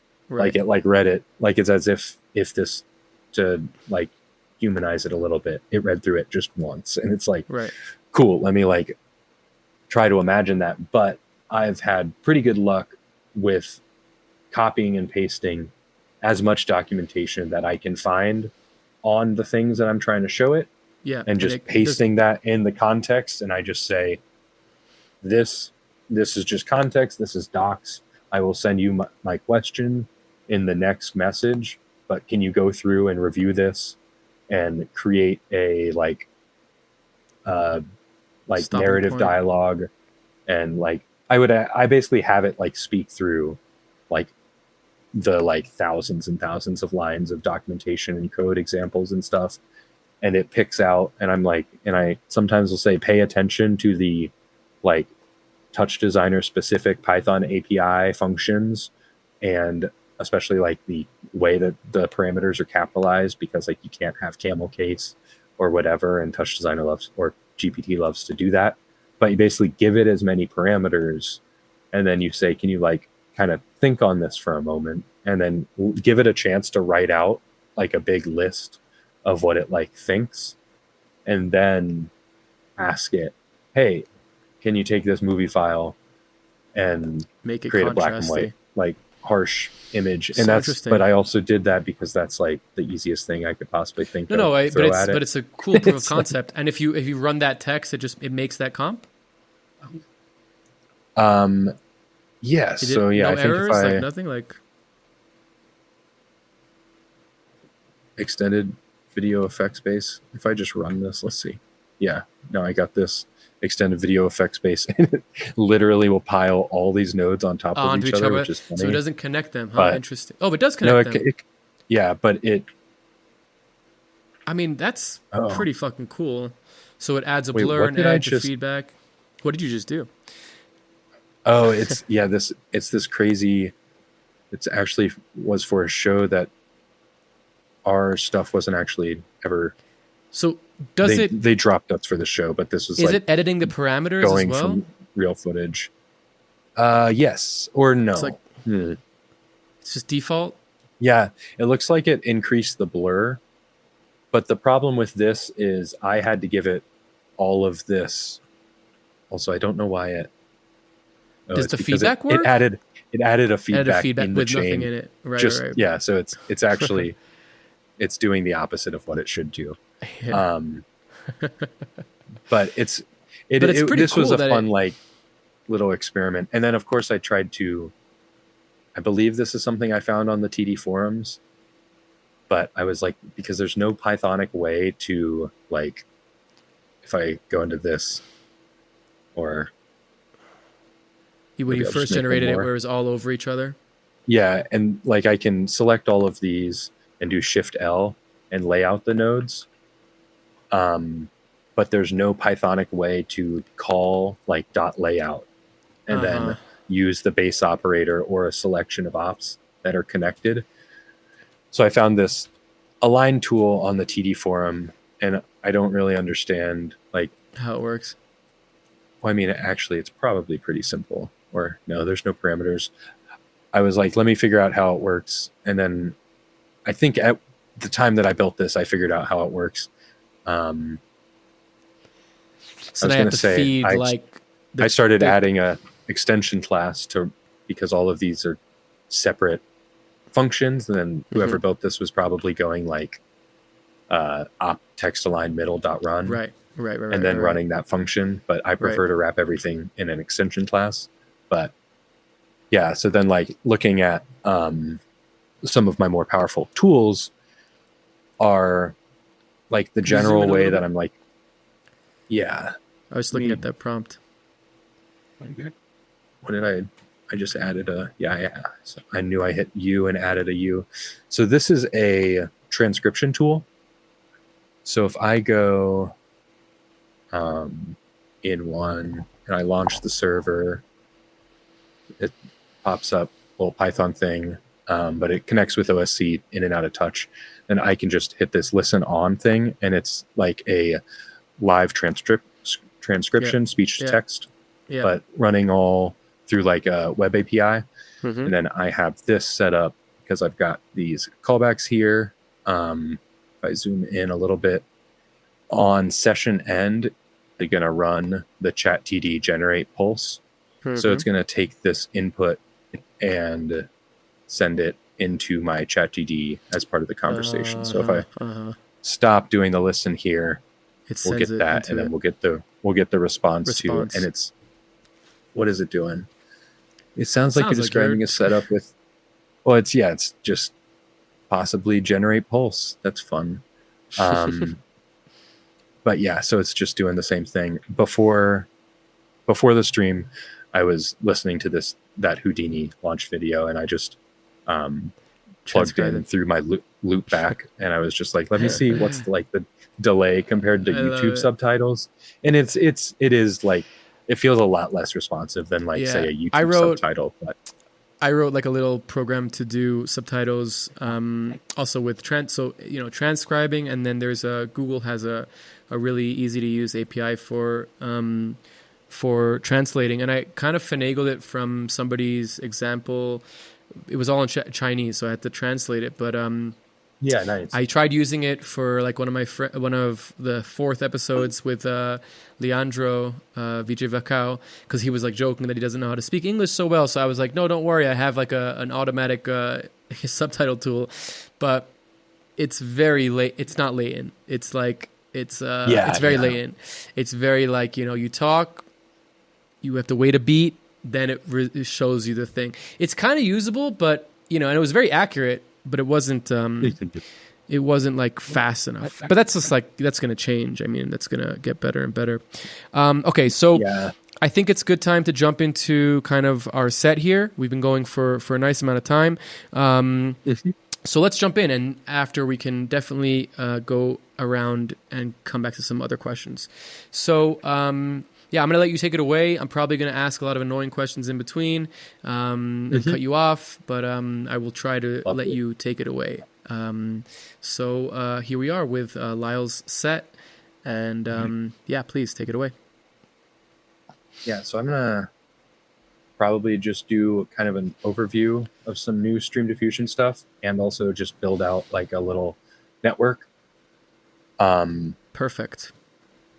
I recently added, several new abilities. The control net is not super fresh, but still pretty new. There's this new V2V thing which provides some temporal consistency over time. Oh wow. It's not full on like animate diff, but it smooths it out a lot. It's actually that's so exciting. Really great. That's really exciting. And then a bunch of like kind of model management tools. So let me get my install going.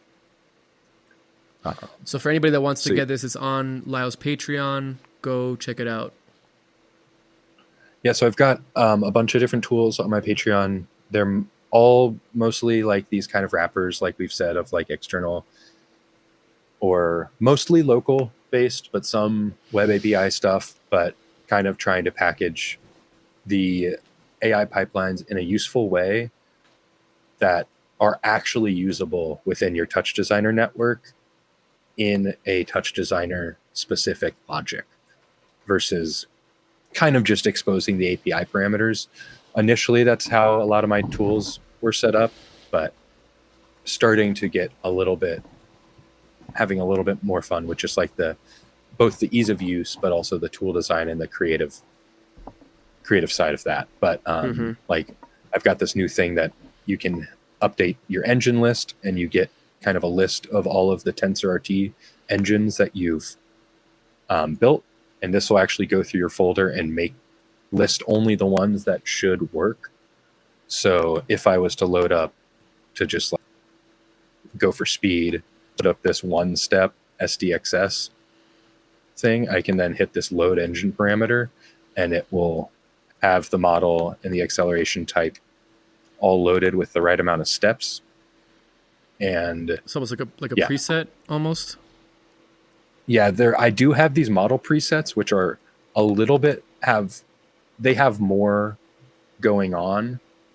Like it'll actually, the model presets, if you do it, like I have a preset that's like this depth preset V2V. If I hit load that, it will actually load the model, change the acceleration type to none, and then number of steps back to where I was going. And it turned control net on and actually didn't seem to select the correct model. Let's see. Load preset. There maybe you just have to hit it twice. A bug to look into. Gotta love those live demos. But yeah, so this will load the control net model and also your settings here. So this is an old preset. I've recently added this skip LCM LoRa button, but just turning on the use custom LCM with a blank value will error out when it tries to load this. So this inherently also is the same thing as without doing the skip error. LCM. Yeah. But yeah, and it's in a try except block, so it doesn't error out when it actually runs. Gotcha. But there's some models like this Photon LCM, which these are like the main checkpoints, which is like the actual stable diffusion model, like the main one. Some of them have the LCM model, which is the reason that it's so quick, built in.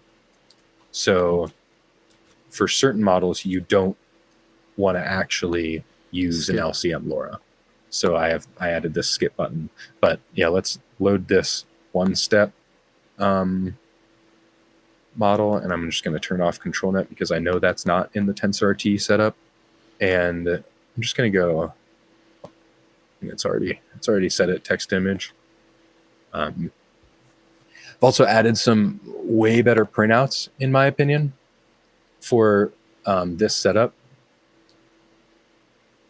It's not running. What's it doing? Yep. There we go. Slow demos, live demos, gotta be slow. So there's a couple like handy things like this red text that says V2V and ControlNet are not supported because I'm using TensorRT. Mm-hmm.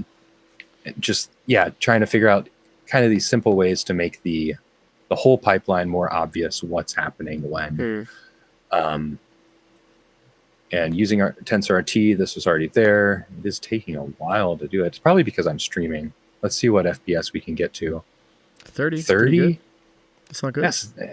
You're on a 4090. You're on a 4090. With text to image, this model with some new upgrades to my setup has exceeded 60 FPS. Really? Wow. Yeah, I got 60. What model is it? Just SD Turbo? This is the SDXS XX 512. XS. It is I could pull up the model card. I mean, I'm impressed by Sorry, 30. white screen. Oh my god. Oh, not to that, but this is a distilled. Oh, I should probably use it using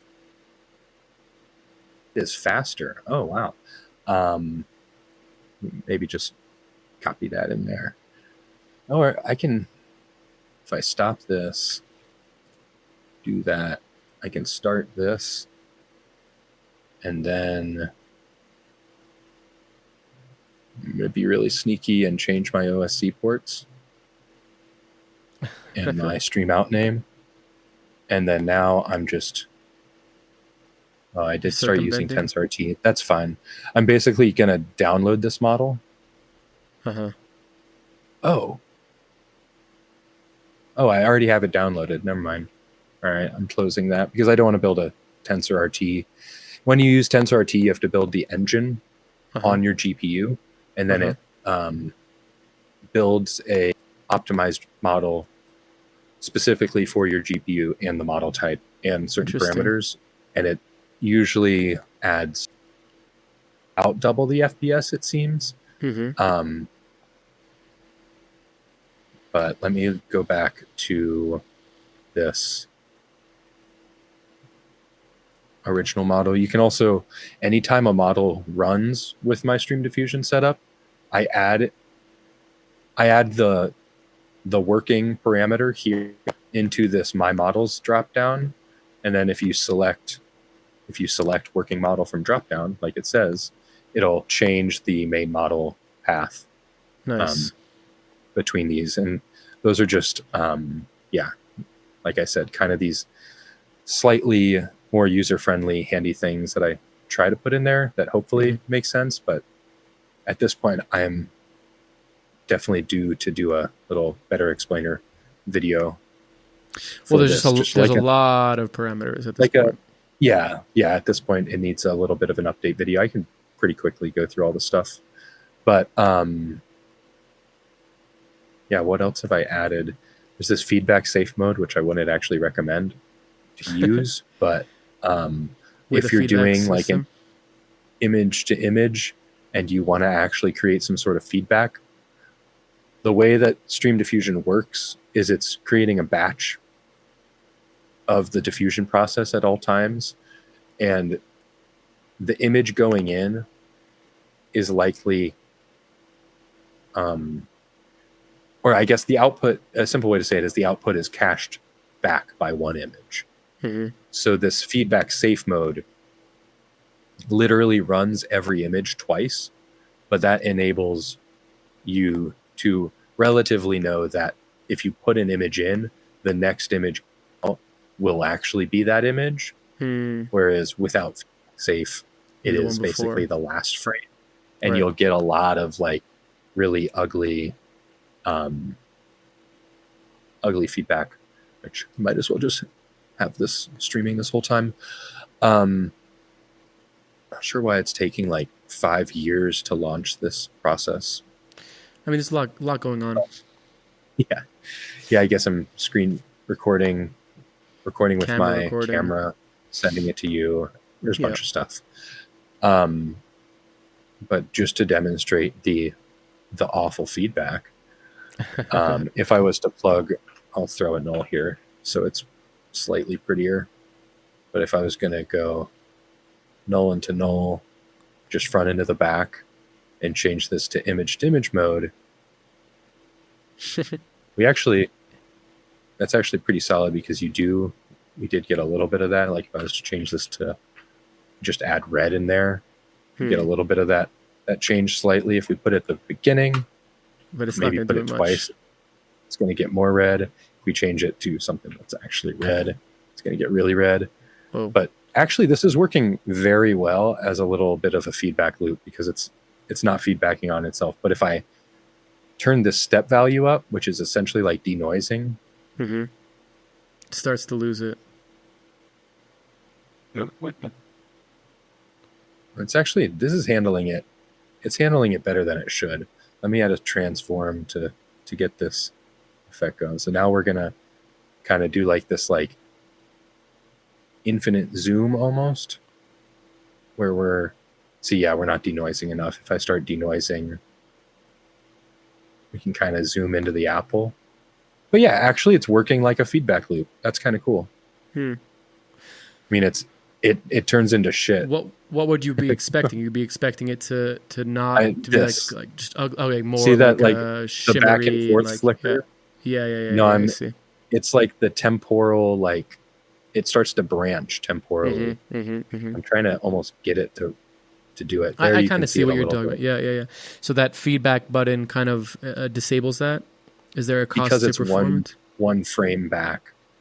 Yes, I just hit stop stream because there might be less of an effect if it's only one step. Right. It's still creating a batch, but let's do. Oh, I didn't hit the right button. This one will be significantly better quality because it's 2 steps, and it is just the SD Turbo model, which is also less distilled. This SDXS stuff is like, again, sorry for the white screen, but it's an extremely distilled model. It doesn't even like kind of consider the image input. It should be loading as long as I have the yes, cool. When you say it doesn't include the image input, you mean like it can't do image to image, or it can, but I see what you're saying. It doesn't do it very well. Whereas this one, yeah, we're gonna really start to see that temporal craziness, which I need an apple in the middle. There we go. I'm sorry for the strobe warning for sure, but interesting. Now this basically becomes unusable, but if you turn on the feedback safe, which I might have to like lock this for a second so we can, cancel. I'm gonna lock this one. Sneaky. The heck? Well, it's not getting an input, right? No, it is. Yeah, it just doesn't. It doesn't like this thing, but and that is even on feedback safe. Let me turn that on and off. Well, I mean, I did introduce this feature by saying I wouldn't actually recommend using it. Do you have to reset the model? In theory, it would make it more feedback safe. Oh, I added this. I added a pause method. Let me try pausing it.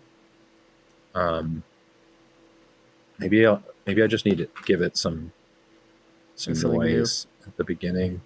No, it just wants to put the red.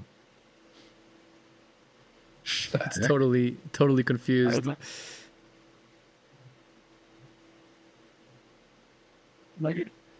He's not happy, huh?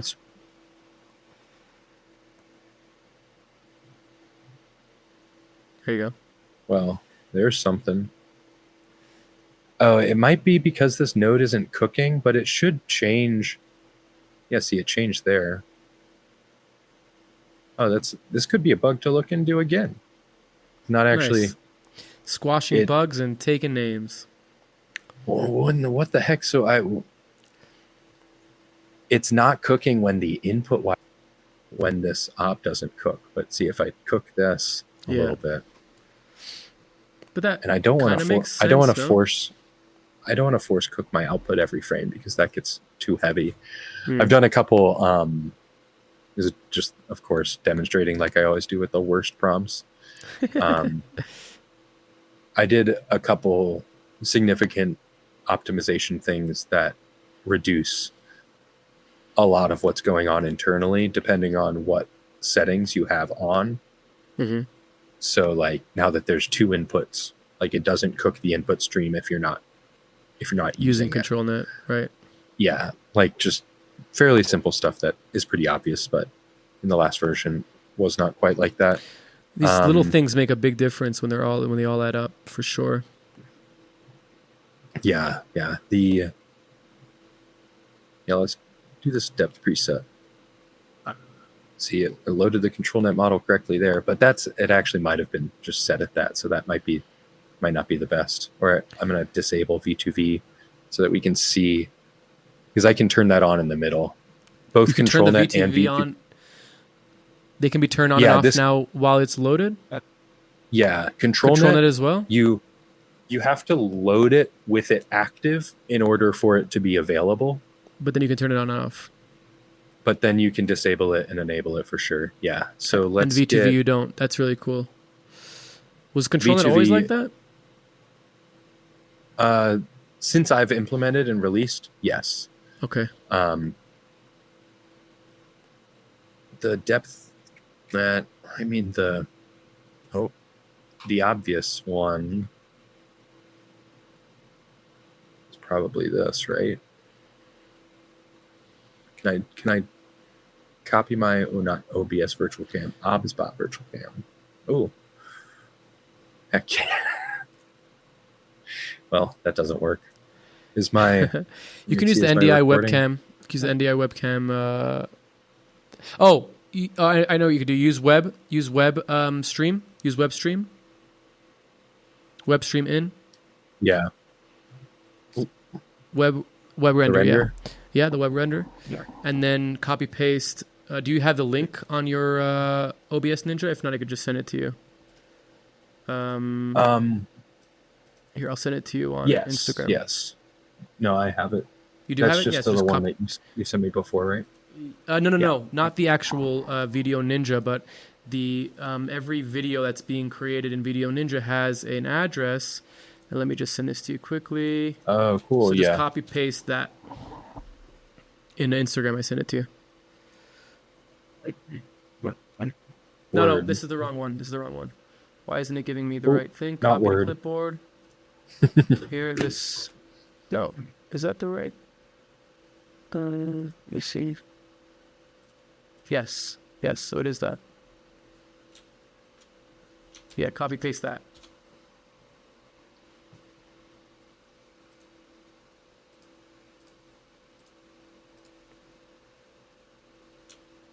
You have to turn it on, active. Copy links.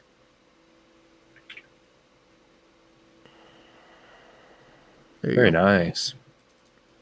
And I occasionally have pulled out Oleg's depth anything implementation, so you can get actually like real-time depth. But I'm gonna do. Does that work well? Edge. Yeah, it works. It works really well. I gotta get that. I can pull out. Let me see. I can pull up a GIF. But how do you video Oleg evidence. anything that you mean you not through TouchDesigner, but through the web API? No, it's all through. It's that through Touch. Really? Yeah, it's all native to Touch. Yeah, I made one as well, but his is just working and was already out. So I was like, heck yeah. So these are some examples of the V2V plus control net. Wow. I mean, that's pretty plus fucking the crazy. real-time depth stuff. Mm-hmm. This is just text image with control net. And then this is also just text image with control net. I think this is without V2V. It does look like a little bit more stable diffusion-y. But the top image, the top one with that webcam input, I mean, that's pretty crazy. Like, yeah, it's the temporalness of it, like the background's a little bit shimmery, but the actual character, I mean, is very. It's like, funny because I was literally like for a gig, which I'm like, yeah, I can't speak too much about it, but a year ago I was asked to do the Greek god in AI thing, right? for like a gig for AI stuff because that was like super trendy, and it took me like a couple days to set up the project in Touch, and I had my whole I had a video to video pipeline thing that was pretty powerful, very similar to Warp Fusion if you've heard of that, but mine was all in TouchDesigner. But I did this literally a year to the day prior to then me a year later running this at not quote unquote full real time, but 8 FPS. It's real time enough to be pretty solid. And you could probably demo interpolate between those frames a little bit in post and get a little bit better. Is there a real time interpolation tool, kind of like the NVIDIA upscaler, but for frames? Do they have that? No. Must be a way to implement that, no? One thing you can do is you can do a cache. Yeah, cache. And you can also do it with feedback, but I'm pretty sure the simple way is to go output index -0.5 and interpolate frames on. And then this will kind of do basically I think what would be a way to demonstrate it? I mean, obviously if it was streaming, but transform. You might, I don't know, if I was to pull out an LFO and just, I don't know if you're going to be able almost to. like a little feedback. But why 0.5? Actually, you can see if I turn this active off, you see how what it's doing. Yeah, we actually get the interpolation. But if I was to bypass, put a null here and bypass this, well, obviously we lose the lack of motion. But, and then I could pause at a similar spot. We don't have that overlay. Yeah. And with it, we do. And so that would. And you could probably chain a few of those together. That crossfade interpolates right there, but that's not what you want. You want like a proper vector-based difference. Yeah, like a frame difference almost. Like a vector-based thing that uses the motion or like a rough vector, like optical flow estimation thing. Right. And then that could be like an optical flow probably would be able to do that. I bet you what you just did with optical flow or with something like a blur or something would probably work semi-good. And that's the basic idea of Rife. And I think a real-time Rife thing could be generally possible if it was coded out really, really nicely and was probably fully optimized within CUDA or C or something crazy. But so here I've now started the stream with Photon LCM and doing this use custom LoRa, which is essentially skipping it, and also loading the control net, which also once you can't change control net models. You have to launch with the model that you want to use, but you can change in real time. So now you can see the control net has successfully loaded. I've added some little printouts, say loading SD 1.5 plus custom LoRa model pipeline. So it's giving you a little information on if it's using SD 1.5 or 2.1 or SDXL Turbo. And we're now going, and now we have me as a red apple, but with control net. So you can see the control net is you can pump this weight so it it's just gonna look it's gonna start looking like shit, but it is pretty much at this point only considering the control net. I can even turn it on text image maybe to get a little bit more speed. So there's no steps, the step amount doesn't make a difference to it. The step, I I changed to 4, and you do have to change that in between launching. Or stop the stream, change the step count, and then start the stream again. Right. Even though that would definitely be interesting to be able to change in real time, because it would just be handy to kind of dial in what works and how it's affecting the speed. But the question is like the control. Sorry, I'm cutting you off. But the control net, like the steps is almost in a way doing a control net, right? Because it's making it closer to the original image, right? But it's not like. But you can't. I guess the question I'm asking is, like, does the control net, or sorry, what are the actual like the relation between the control net and the steps? Is that a better question? Yeah. Maybe. The stream diffusion stuff is breaking the diffusion process into like this step schedule, and then I probably didn't really need to expose all of these parameters, but this gives you exact full control where each of these steps happen in the diffusion process. So if you do it at the highest value, it'll be fully noise. This is the generated noise that Stable Diffusion is starting from. Right. That's because I'm in text to image. If I turn it on image to image, we would get we would get me. It's a little bit weird, but that's because it's going through the VE encoder and the VE decoder every frame. So it's basically like Stable Diffusion is just adding like heavy Stable Diffusion compression, I guess. Right. And then the more I move these values down, let me turn control net off actually. Yeah, that would be useful. So look, now it's like not even me. So without control net, this is kind of how the operator was before. The amount of like image influence, it was really hard to kind of like see my man on fire billing smoke firestorm is what I decided to just change the prompt to give us something more interesting. So we kind of might have me visible, but in case I'm not, like, we don't get like, you're not really getting that much like input there. Or you could, but then you would get less of the prompt, right? You could put it up higher. If I lower these, it's also better to have these kind of in series along the steps. If they're like, if I was to edit parameter, that's not what I want. Careful. Just for the demo, if I paste references here, you can actually see it's pretty darn blurry and kind of looks like crap. It hits this like kind of middle denoise part actually decently well.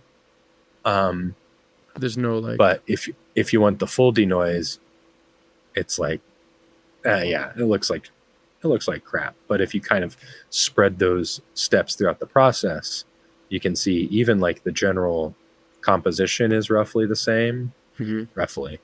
But we get a lot more of that clarity of the image just because that's what you're supposed to do. And putting them in this order is also important. If you have them opposite, you're almost even blurrier. It's interesting that you can kind of get something like that. But so I'm just going to put it back to text image. And this will have no change on there. But if we then turn control net weight down to 0, turn it back on, you can slowly see the control net weight have an influence on the image. And like even just a little bit like this 0.4, we now get like a fully abstract ish version of the prompt and stuff, but it's so much more control with like the input image. If I bump it up to like, this is actually probably even due to my edge settings. Maybe if I give it a little bit more strength so there's less noise in the edge, it's actually seemingly maybe following it a little bit better. But now we see, let me actually turn that back down. I kind of like having that edge because I can just lower the strength down a little bit. But let me put it at, actually that 0.6 was kind of looking nice. see all this like the flicker and Yeah. the like, yeah. So that's where kind of V2V comes in. But before you get to V2V, so just the control Yeah. net basically allows you to have a much higher, or I should say lower step value, where you're getting it closer to the actual prompt, right? But still retaining your source, whatever it is, if it's your stable diffuse, if it's your image to image, or if it's your control net. So like, go back to your settings, page 1, just for a second. Ooh. Sorry. Yeah. So it's like, so the step count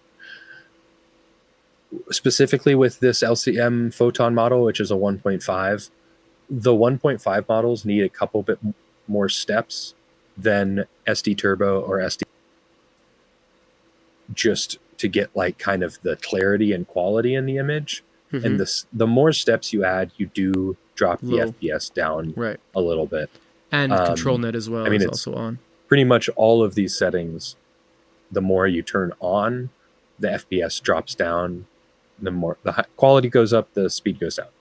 If I turn control net off here, and see now we're 3 frames. up to almost 8 FPS instead of being around 6, or now it's 7. So it doesn't make so bad actually. It's not so bad. No, the amount of it dropped down was way less than I expected before I implemented it. I was kind of. But you're also doing text to image and not image to image. Yes, so the image to image won't change the overhead. It won't. It went down by like 0.2. Nothing. It was 5.7. Now it's 5.4. Interesting. And this gives the only reason I didn't do image to image is because the kind of noisiness. Actually, I mean, this kind of has a cool look, but the noisiness of just a camera feed, even though my webcam is adds to it pretty even over this compressed like web feed. I think we might actually be getting a benefit with like the compression, because it just kind of makes the noise consistent. Yeah. But if I was to do a raw camera feed, you're going to get a lot more of this flicker. That's why I set it to text to image, so that I can then that looks crazy, because I'm now denoising a little bit within text to image, and you don't really want to do that. But so another little thing that I've added, which is kind of fun, like I said, the pause stream. But this allows you to basically keep the model active in the background, but it will, I don't know what this is going to look like. I'm just going to go to my task manager. I didn't freeze. Cool. Performance wise, our performance tab. Yeah, we still have the VRAM in there. Why is it so small? What the heck? What the heck? I don't know why it's not showing all my things. Maybe it's knows I'm screen sharing, so it doesn't want to show my details of my computer. But there we go. Okay, so CPU actually still really high, but that's probably all the other stuff I'm doing. But 11.4 gigs of VRAM. But I can unpause it and it'll instantly go back. I wouldn't recommend using this as a way to just get a single image like this. Yeah. Like, it's not like you want to unpause it and pause it to get just one cook. No. But this is handy for people, like if they didn't want the whole process running. Yeah. An installation only run when somebody comes into it. My CPU is at 100% right now. My GPU is at 79%, 80%. If I turn pause on, instantly the CPU and the GPU usage-wise, not the memory, but the usage goes down. Yeah, very useful. I can unpause it, and then in 2, I can actually hit unload models, which it'll actually display also within here how much VRAM you're using within this process only. So before it was using 11 gigs. Now that I unloaded the model, now it's using 7. So this fully removes the model from the process, but it keeps the server active. So you can then hit start stream again, and it knows that the server's connected and it's not streaming. And all it does is now reloads the full model process, and you get all the same text. You can't change the model in between unloading. That's something I would like to obviously add. I kind of want to have the StreamDiffusion server just be on. Running the whole time. Yeah. Maybe. And then, but now I didn't actually have to hit stop stream, but I did get a little bit of a VRAM break. Definitely a big CPU breakage. Nice. But this just makes it, it's pretty obvious how helpful that is for like an installation super type nice situation. Because okay, like so now show us the V2V. Yeah. V2V, let me find, I was like this. Can I request the prompt? Yeah. Okay.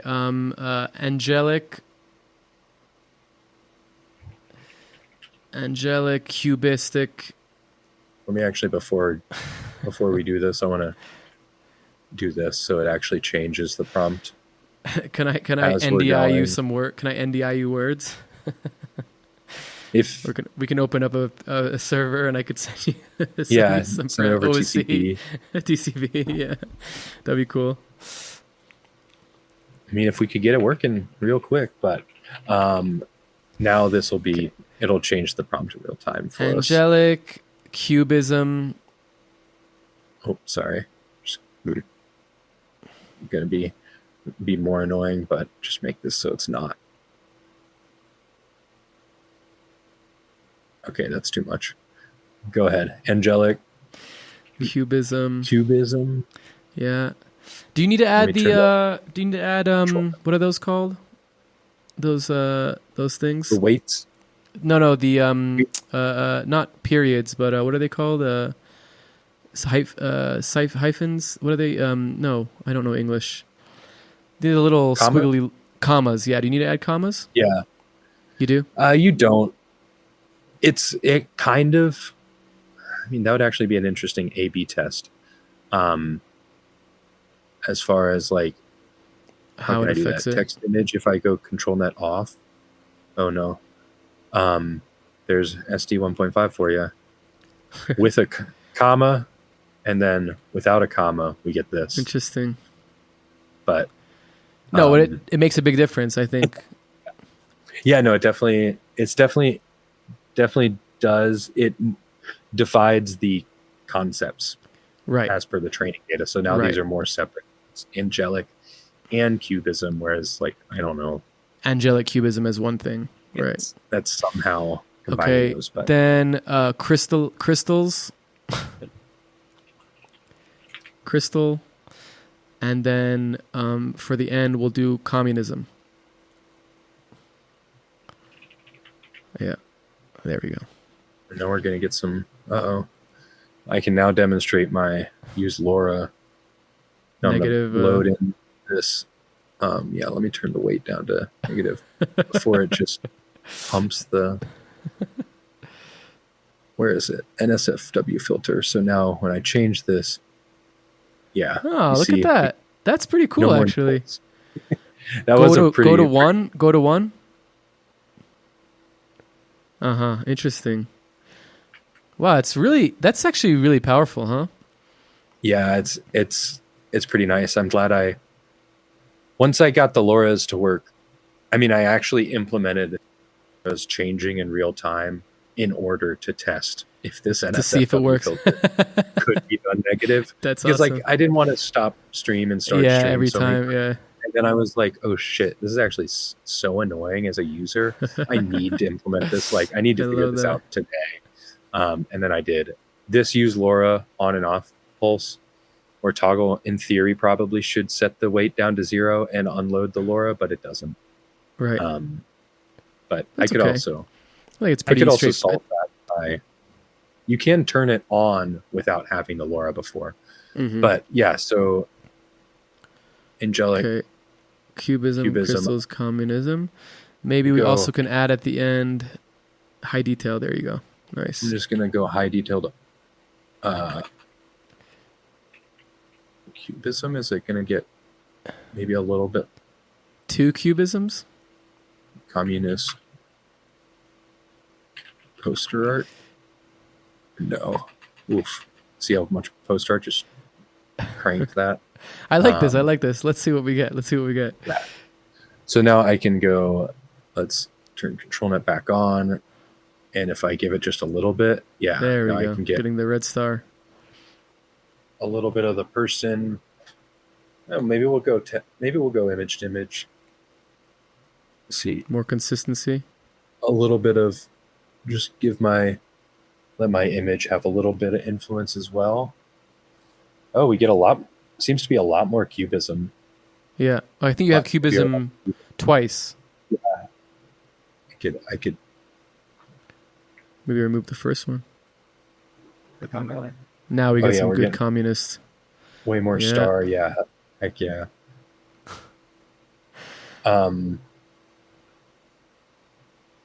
But yeah, so this is actually this is a terrible prompt. This is a terrible prompt. Let's do something better. Let's do metal hard surface robot. Metal hard surface reflective.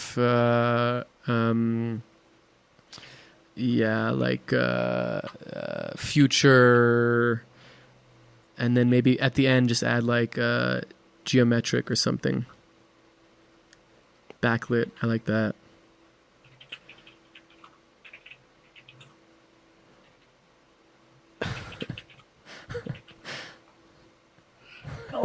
This becomes like a massive mess of nothing.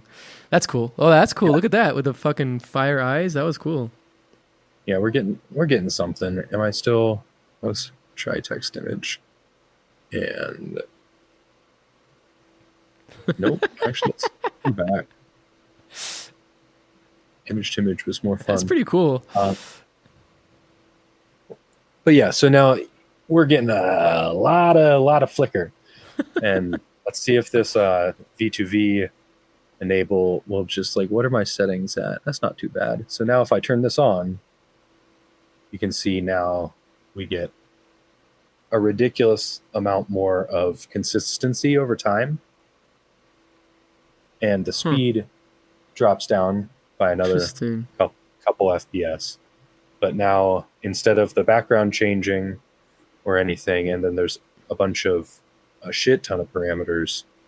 So this is with it off again. Every frame very stably. Is like, see, as I move around, yeah, we're getting everything to change. And then with V2V on, as I move, oh, well, we're definitely still getting a lot going. Try to mess with these settings to make it a little more consistent. There we go. Oh yeah, that's nice actually. Really, and then I can like break it a lot more. So there's this feature injection strength. If I turn that up, it's going to get a lot more muddy. You can kind of see it almost like smear the almost similar features across. Mm-hmm. But I can turn this similarity threshold down. Maybe turn the feature injection strength to 0. Oh, wow. And if I turn this up a little bit, it should start almost like, let's kind of do it. What am I trying to show? Yeah.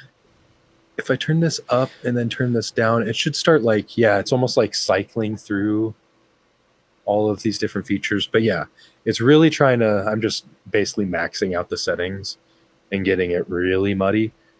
But a better range is doing like this 0.78 and a pretty high feature similarity threshold. So you still get maybe a little bit lower than that.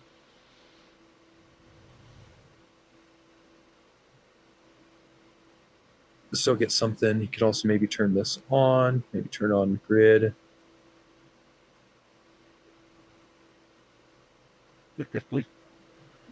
What does the grid do? Not entirely sure. I love that answer. That's great. It makes so it's looking cool back. As fuck. It's looking back over frames, and I'm pretty sure the grid creates a layout grid of frames and then looks at that instead of looking back across all the frames as individuals.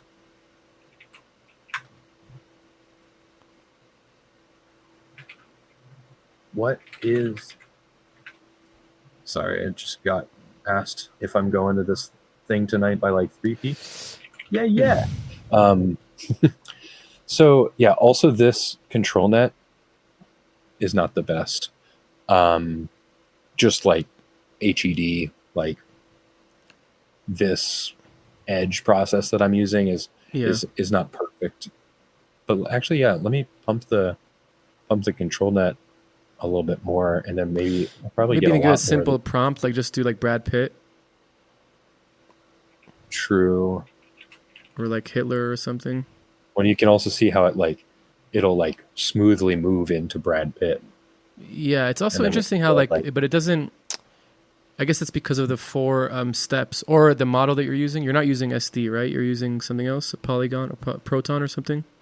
Yeah, but these are all fine tunes of Stable Diffusion, but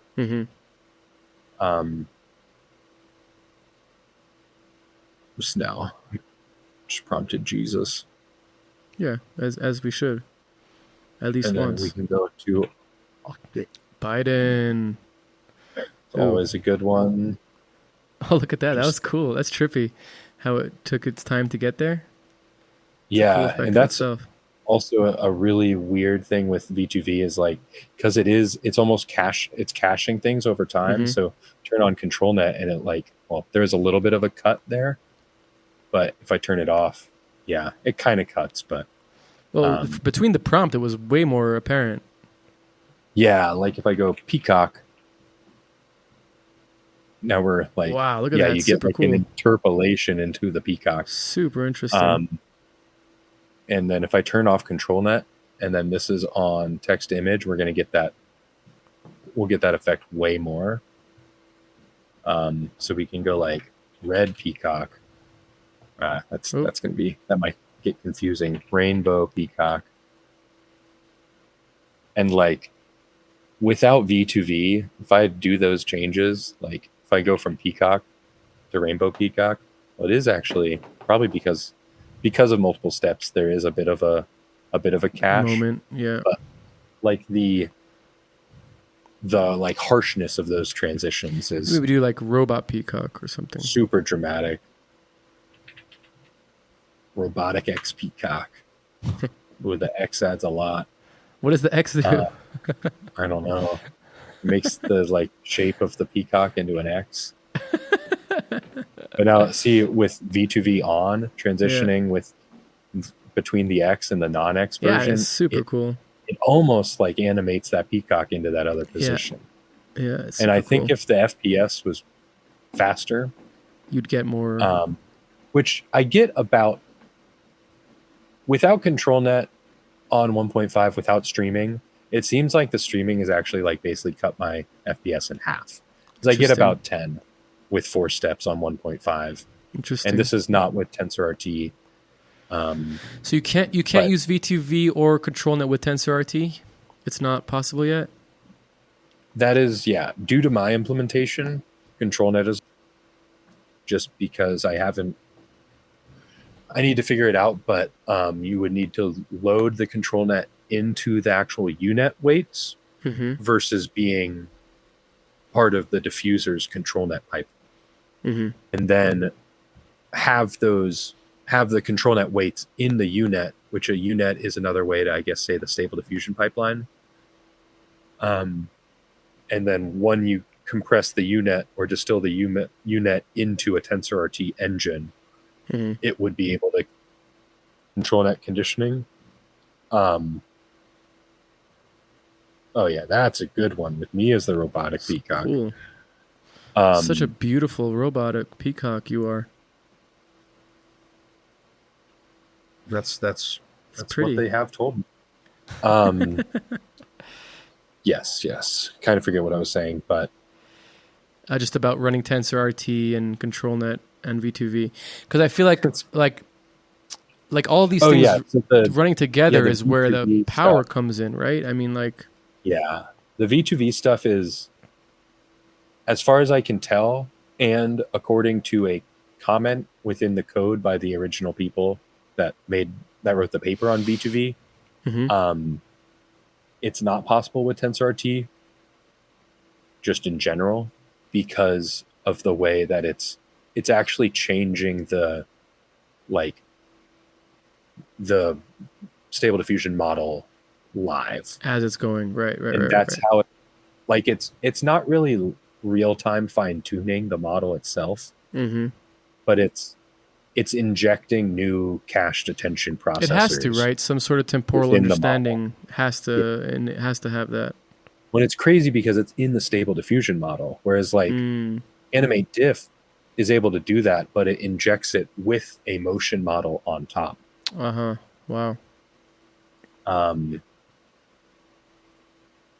But yeah, so yeah, also like just logistically, like sometimes this V2V stuff, if you like go crazy with it and turn all these things on, which of course it's not going to do this when I'm demoing. You can see the VRAM went up a little bit, but cache interval down. I think that's how it, oh yeah, there we go. Now we're basically memory leaking because it's just, never mind, it's stabilized. God damn it. Come on. Crash. When I please. I want the bugs to happen. Oh, there you go. There you go. There you go. There you go. There, well, it still gave me 23, but now my FPS. Oh yeah, it just says my server's not connected, but I can, whenever I turn V2V off, which is what I'm demoing. Once it gets that command, it clears that extra VRAM. Which this wasn't a thing until like 3 days ago, but I figured out how to. Super exciting. Yeah, you can see. I mean, Robotic X Peacock's pretty good, but definitely a lot less fun than. Careful with your parameters. Yeah, sorry. Yeah, I was like, let's see. I only got a little bit. I can clear it like this.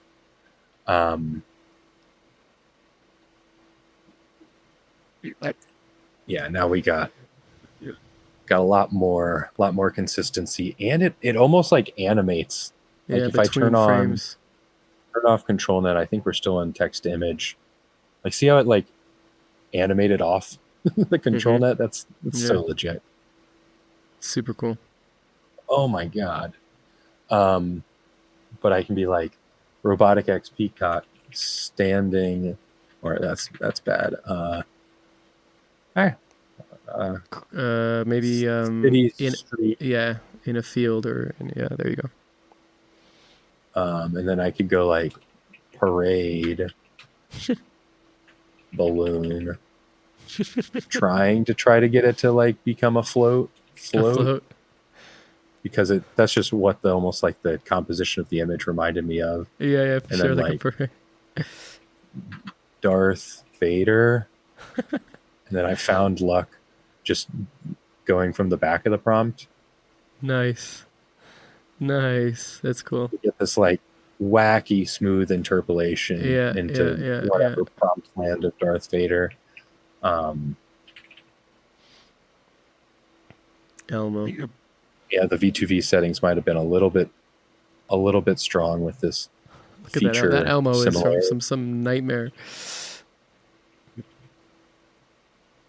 It's actually fun because it's like I need to type so quick to get the smooth transition. But yeah, all these things are super fun. And when is this coming out? It's pretty much ready. I want to record another explainer video, ideally, but that explainer video wouldn't be too hard to record, and I don't have to have that out when I release it. Right.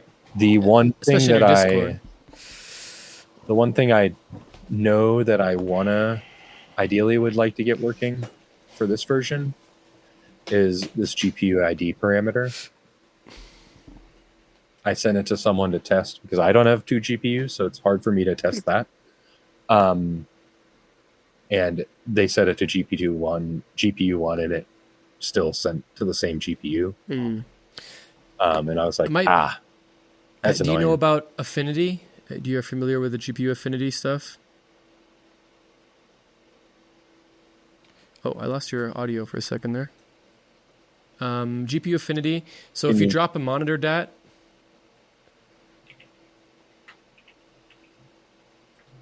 yeah, if you drop a monitor DAT, you'll see there's a parameter called GPU affinity, and basically what it is you have, because you have an internal GPU. So zoom into that for a second. Yeah, you see affinity. Oh yeah. True. So that means that basically those two displays are being rendered on the GPU that it's true for. Now, if you have, it can say false and everything will still be working, but it means that it's transferring that TouchDesigner is actually rendering on the GPU that's true. And if it's false, it could still be rendering, but it's going to actually have to send it from GPU to GPU.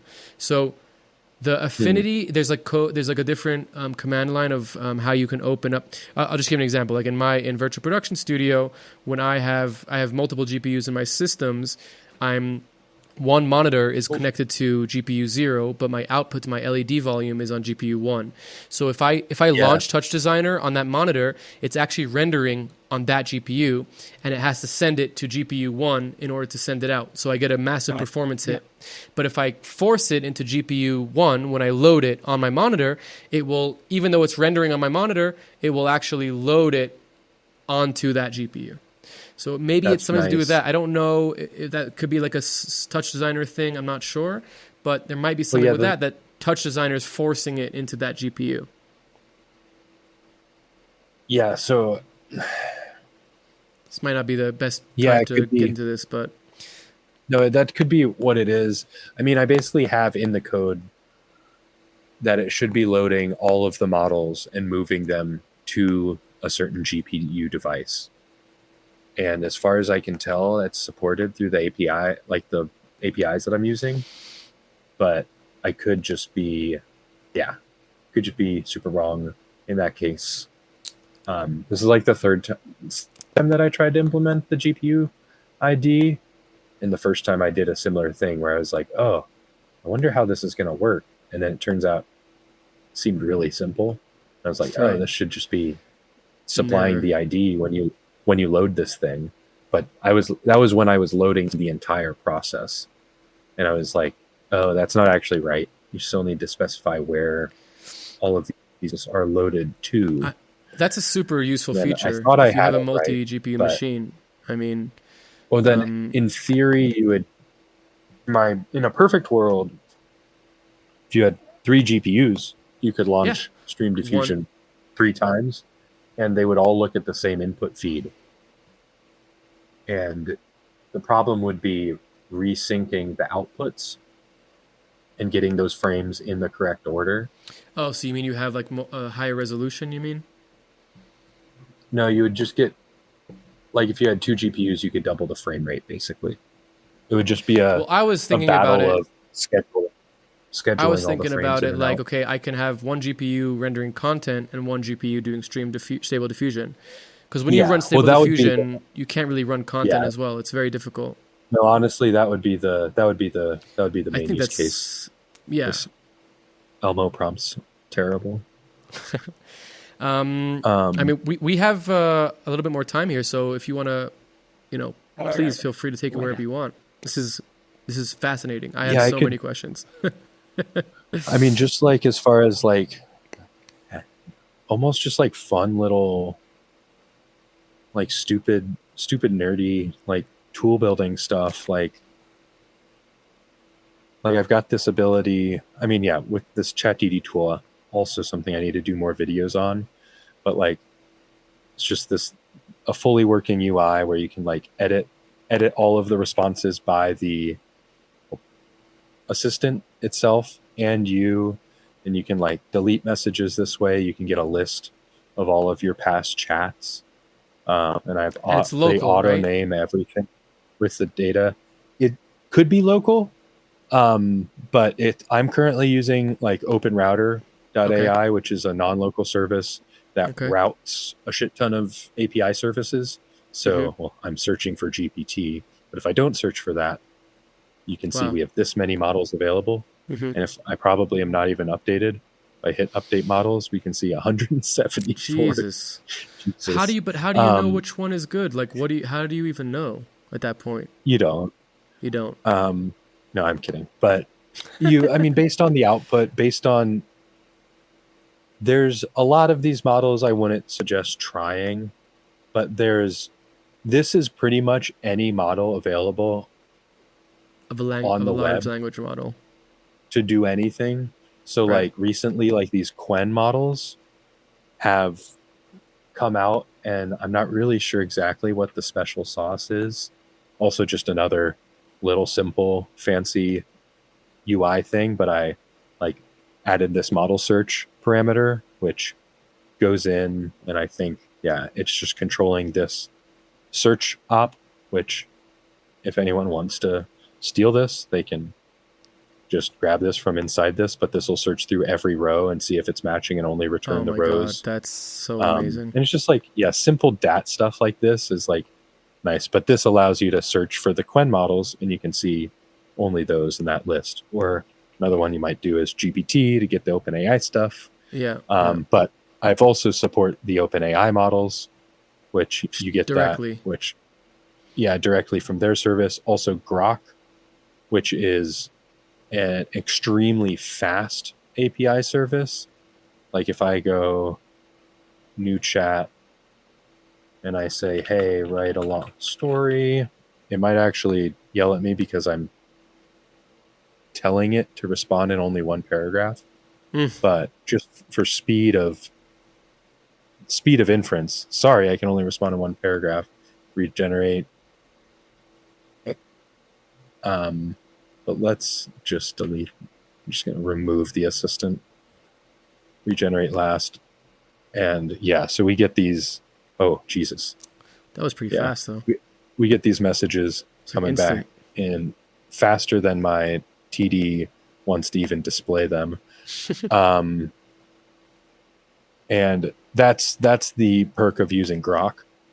If I was to go even faster, this Llama 3B 8B, 8B is even got to be even faster. The 370B is also fast, but then the LM Studio is a local LLM runner, and then you could also do a custom. So if there's a API service that uses OpenAI compliant API, and you can find their URL, this might work. I tried to make it so it works, but yeah, no super guarantees. But if I was to go to GPT 4.0, I'm going to go to new chat. Another thing I added is, let me find an image. Description. StreamDiffusion ST comfy tests. I've got this one image that I like. Top rated JPEGs. Been using this for more stuff recently. This angry dude. It was generated in Stable Diffusion with Stable Diffusion 3. Also just because it's fun and related to this angry dude. Here's a fun generation featuring from Luma AI with this angry dude. Nice. Holy fuck. But yeah, just making like almost some GIF reaction. But I believe, just drag that onto the op. And have it say what it is. Work. It says sending one cached image. And now I can say, oh, come on. Why is my UI not responsive? Come on, buddy. Uh-oh. So close. I thought I fixed this error. I know why this is. It's because my UI blocker is on. Huh.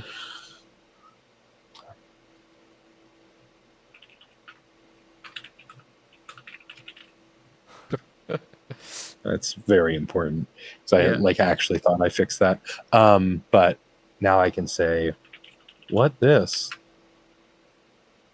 And it will include this in the thing. And also, as long as the model is multimodal and takes images, it will include it in there. You can turn the include chat images on also, so it'll keep it in the history.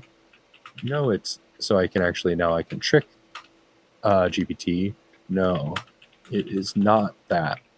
It is a stress ball. And then I'll say right. And it'll still be able to see this image. Uh-huh. And it appears to represent an animated, possibly exaggerated version of a stress ball with a face. No, it doesn't. Does not have a face. It is just a stress ball. It's my favorite thing to do is gaslight GPT. And then it says, describing it as an angry face leads to certain interpretations. Is there a face? I don't know. Yes. Okay, I have and then two questions. One more thing. I think if I turn this off, regenerate last. Yeah, it's just a stress ball. It doesn't have any facial features because it doesn't have the image. Interesting. Yeah. Interesting. But yeah, these are just, I went hard on this mostly to kind of build out the UI, and I got like pretty into the UI thing, but the entire back end also can be run with Python, all of these exposed functions and stuff. And yeah. So one question is, like if I wanted to do like a transcribing of, let's say, my episodes, right? Can I feed it audio? Can I feed it just like a video file or an audio file? Or do I have to do that offline and then? I do have this tool, which is OpenAI Audio, which basically just uses the OpenAI Whisper API. Yeah, the Whisper. This is paid, right. So it's not ideal because it's using the OpenAI API, but you could, I think this is like a voice memo that, that would probably cost me a lot of money if I had a 3-hour episode. I'm not sure what I'm even saying in that. Maybe I shouldn't have showed that on screen. That's okay. It was something about TouchDesigner and artists. But yeah, so like, but yeah, doing like this one is designed totally for real time. I could just play the file over a night, right, into the transcriber, like just play it as if it's That's expensive. This is like 49 cents an hour, whereas like you could. The Whisper is what? The Whispers is hella cheap compared to that. Interesting. The real-time stuff, you're going to get much less feedback, and you get like, you could just have this on and maybe even monitor the confidence value, which will like let you know if the op thinks people are speaking and if it's confident that it can actually translate that. I could see this being pretty useful in just running it as I'm doing it. You mean in an installation or like in a sort of live setting? I made a little StreamDiffusion setup with it that I could just speak to it. Yeah, and then copy. It should be copyable. It's not going to like it just because of OSC. There, it's fine. Just to maybe one slight other nerd out on the whole development side is I have this Python manager thing, which is like a TD pip like operator, but it's based within virtual environments.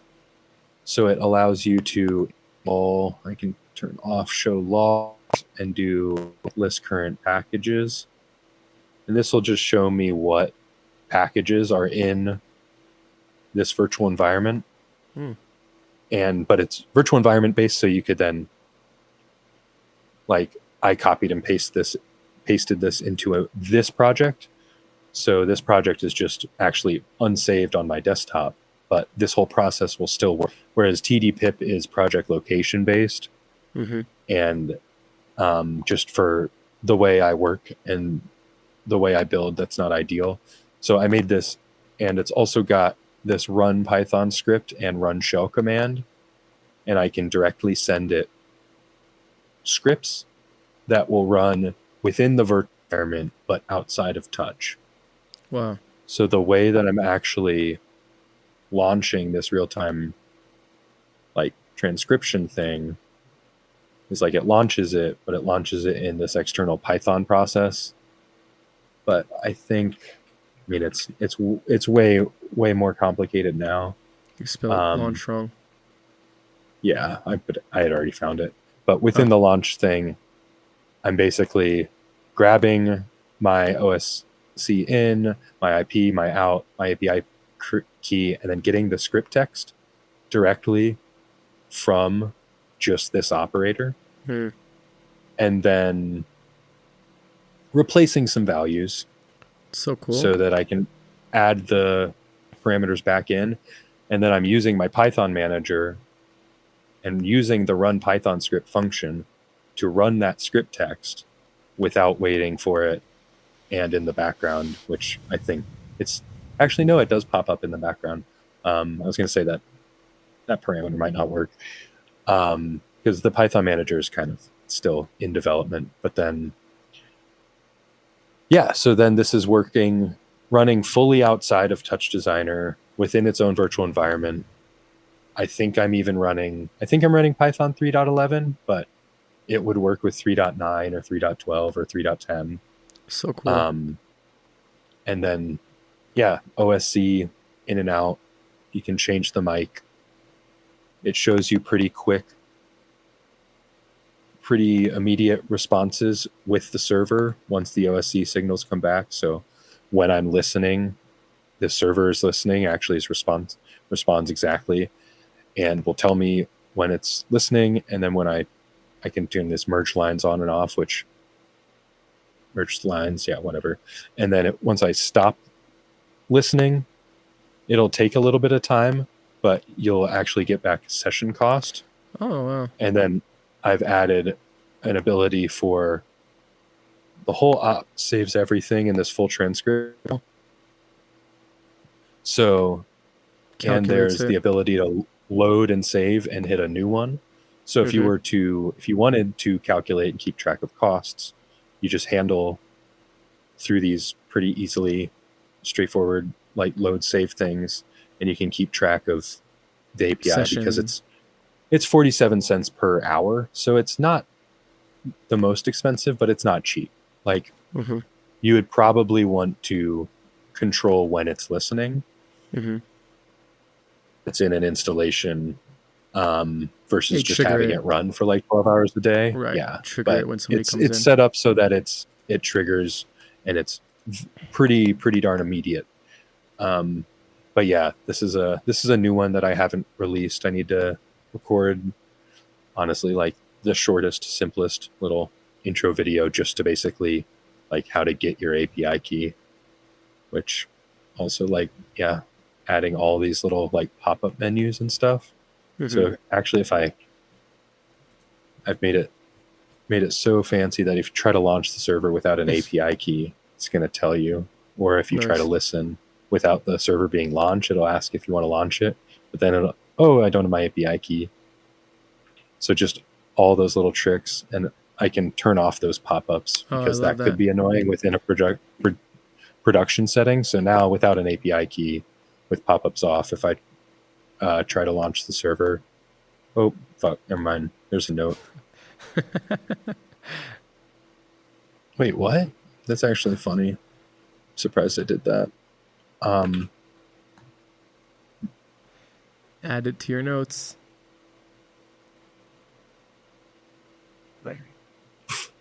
No, it's just bad Python. That's just me thinking I coded that in. It's there. The logic should be handled, but also like ops now, this yellow, they'll turn yellow when you get a warning like that.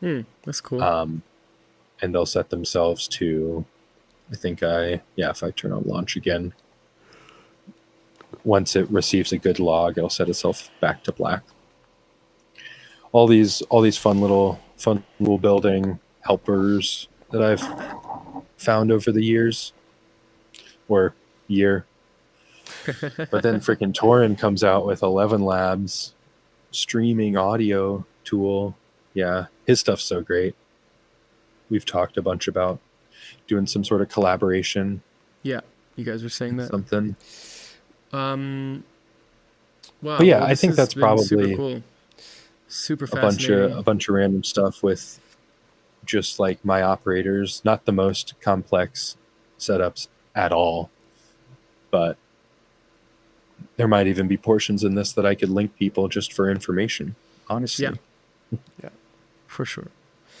Well, thank you for that. Super nice overview of kind of what you're working on, and your knowledge Yeah. is just so vast. I still don't understand how you can get to such a level of understanding just based on asking people questions and ChatGPT. You obviously have some sort of secret that you're not sharing with us. Well, I'm joking. I'm joking. yeah, I mean, I have a you're obviously very smart. You're a very smart person. brain for systems.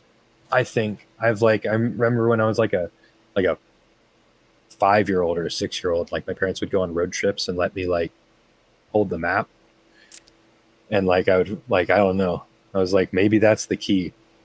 If you have kids, let them Hold the map. at least think that they're doing the whole map thing.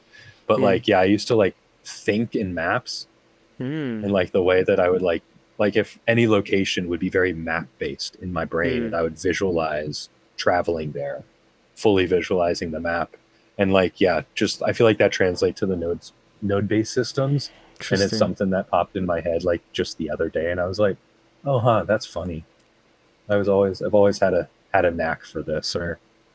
But yeah, I also think that TouchDesigner in general as a development platform is so nice once you get over the hurdles of understanding what you're trying to do, and also the hurdle of like tricking yourself into realizing that you can do anything you want. Because like a lot of people, I mean, I definitely struggle with like getting good output sometimes and executing exactly what maybe a client wants. Like I'll think, oh, that's easy, and then 4 hours later I'm still haven't figured out that simple instancing trick that I thought would be easy. But like as a tool building development platform, and also like installation or project building platform, all of the logic builds on itself so well. So yeah, just like the context of TouchDesigner helps me specifically be a lot more productive. Do you get a lot of enjoyment out of developing tools for others, like in a kind of, you're not just developing a plugin or an API for people to use, for lack of better terms, but you're also developing like a UI and like almost like a somewhat of an operating system, not really, but like the concept is Stable Diffusion, the concept is LLMs. And then you're giving like a lot of different options and parameters for the user to use.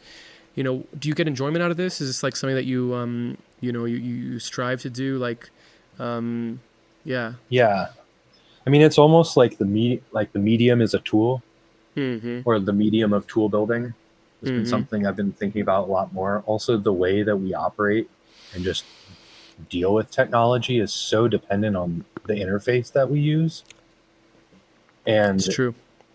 I mean, our experience of it is defined by the interface. Their experience, or the technology's interpretation of our input, is fully driven by the interface. In a lot of people's minds, like the interface is the program.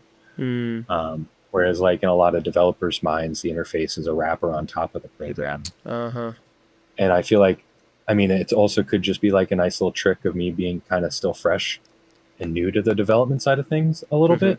But I also think that a lot of good developers always are able to hold on to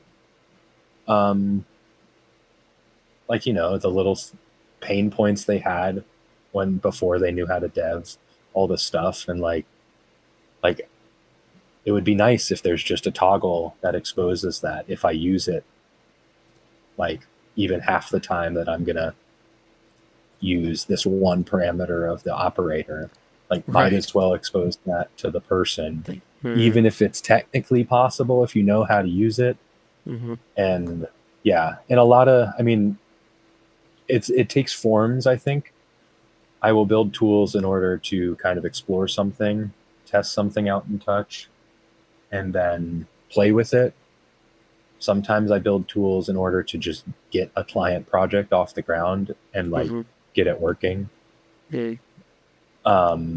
It's also really satisfying. Like someone in my Discord like 2 days ago was like, hey, can we get a limit FPS toggle? Like sometimes I don't want it to go like as fast as it possibly can. And I was like mid working on the extension class already. And I was like, I saw that and I coded it out and like had it done in 5 minutes from the person like posting the message. And then I actually didn't respond because I was like, I don't want to be too quick. So then 20 minutes later, yeah, I mean, not that anyone in their right mind probably wouldn't see that and be like, wow, he can implement anything super quick. But like, yeah, I was like, I don't need to be like, that much of like so active on Discord that I'm ready to implement stuff that quick. But 20 minutes later, I was like, yeah, I got it working. It'll be in the next release. And he's like, holy shit, that was so fast. Thanks so much. And then like a day later, he's like, oh, actually, could I test that? And I'm like, yeah, I should have sent it to you as soon as I made it. But there is an immense amount of like good, positive feedback. And it feels really good to put stuff out there that people are using. Just going to quickly respond to this person because they've been waiting for me. Currently on a call. But so do you think AI is like the end or the beginning of this kind of, futuristic kind of thing? I know we kind of spoke about it a bunch about like it's not really AI, blah blah, sentiency and all that kind of stuff, but there's a lot of talk.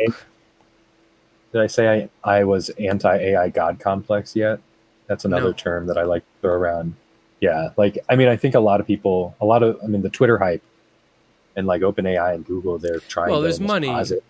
There's money, Yeah, it's money. There's a lot of people that talk about like give these companies free marketing, right? And like lean into that whole idea of like a coming of some sort of all-powerful being. And I do think that it could possibly become that. But you think so? I have a different opinion of. Yeah, but I would see it as more of an engineering feat rather than like we have God. It's like now, no, humans created an alien intelligence based off all of the data that we've ever created. But yeah, a little bit of maybe a tangent going forward. But what was your initial question? Or no, that's exactly the tangent that I want to hear. I mean, are you a spiritual person? What do you think about? I always I give all my computers names. Just because I want to have them have some sort of feeling, even if it's like an intention onto them. Computers are very temperamental. They're not like, it's not like necessarily because they have a personality. It could be the power that you're giving it or the way that you connected a cable or whatever, some software thing. But I've had so many situations where the computer is temperamental, and I always feel like giving it a name, giving it some sort of personality curbs that in a way, or at least makes it feel better. What is your take on spirituality, Ghost in the Machine, kind of this idea of sentientness, just in a general sense? Please go on a tangent. Yeah, I can't say I've ever thought about naming a computer.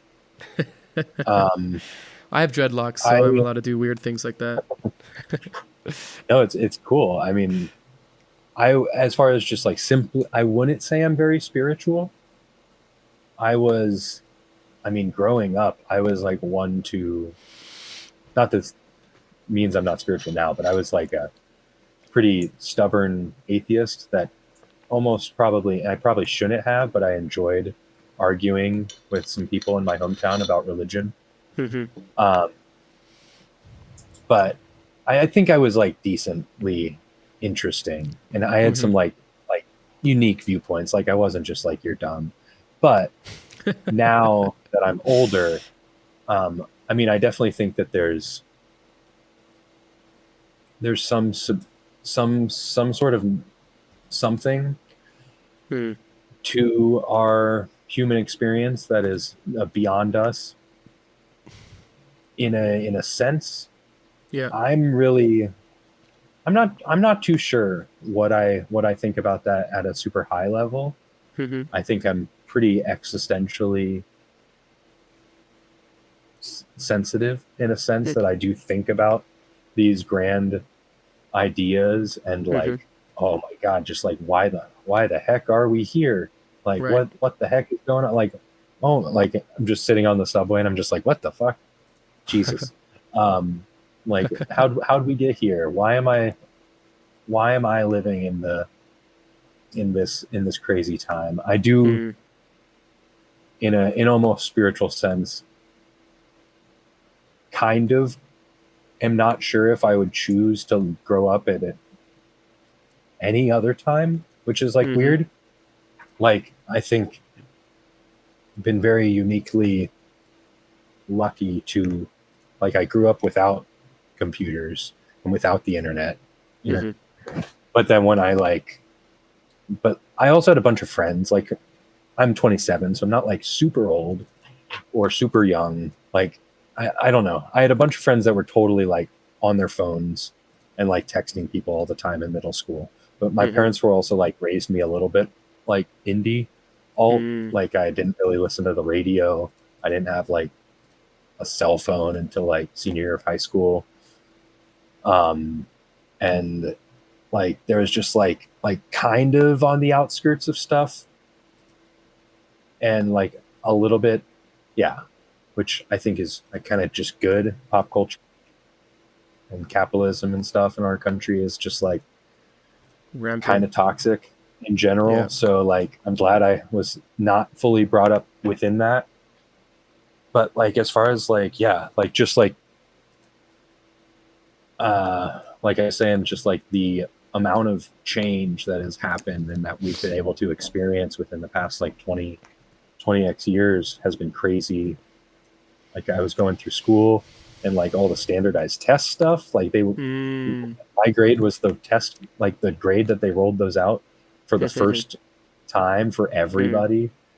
And it was like, yeah, I just feel like all these like regime changes almost of society and now this whole AI thing. And but I do also look at the AI stuff as more of like a machine learning, super powerful, interesting, complex system Hmm. that I don't fully understand, Right. but I trust the people that That like do. write these papers and like that talk openly about these things. Hmm. And I also was like pretty political as far as like kind of just like rabbit holes and things like I dove into, like not, I would say not on the right leaning side, more on the left leaning side, but Okay. not in like a annoying liberal way, I would say also. Okay. Well, Like a nuanced viewpoint, dare I say. gotcha. Gotcha. But so that is also pretty influential with just the way that I interpret these things. So I see Hmm. the AI technology as a lot of hype, a lot of marketing, Yeah. a lot of corporate grab and Interest. like Yeah.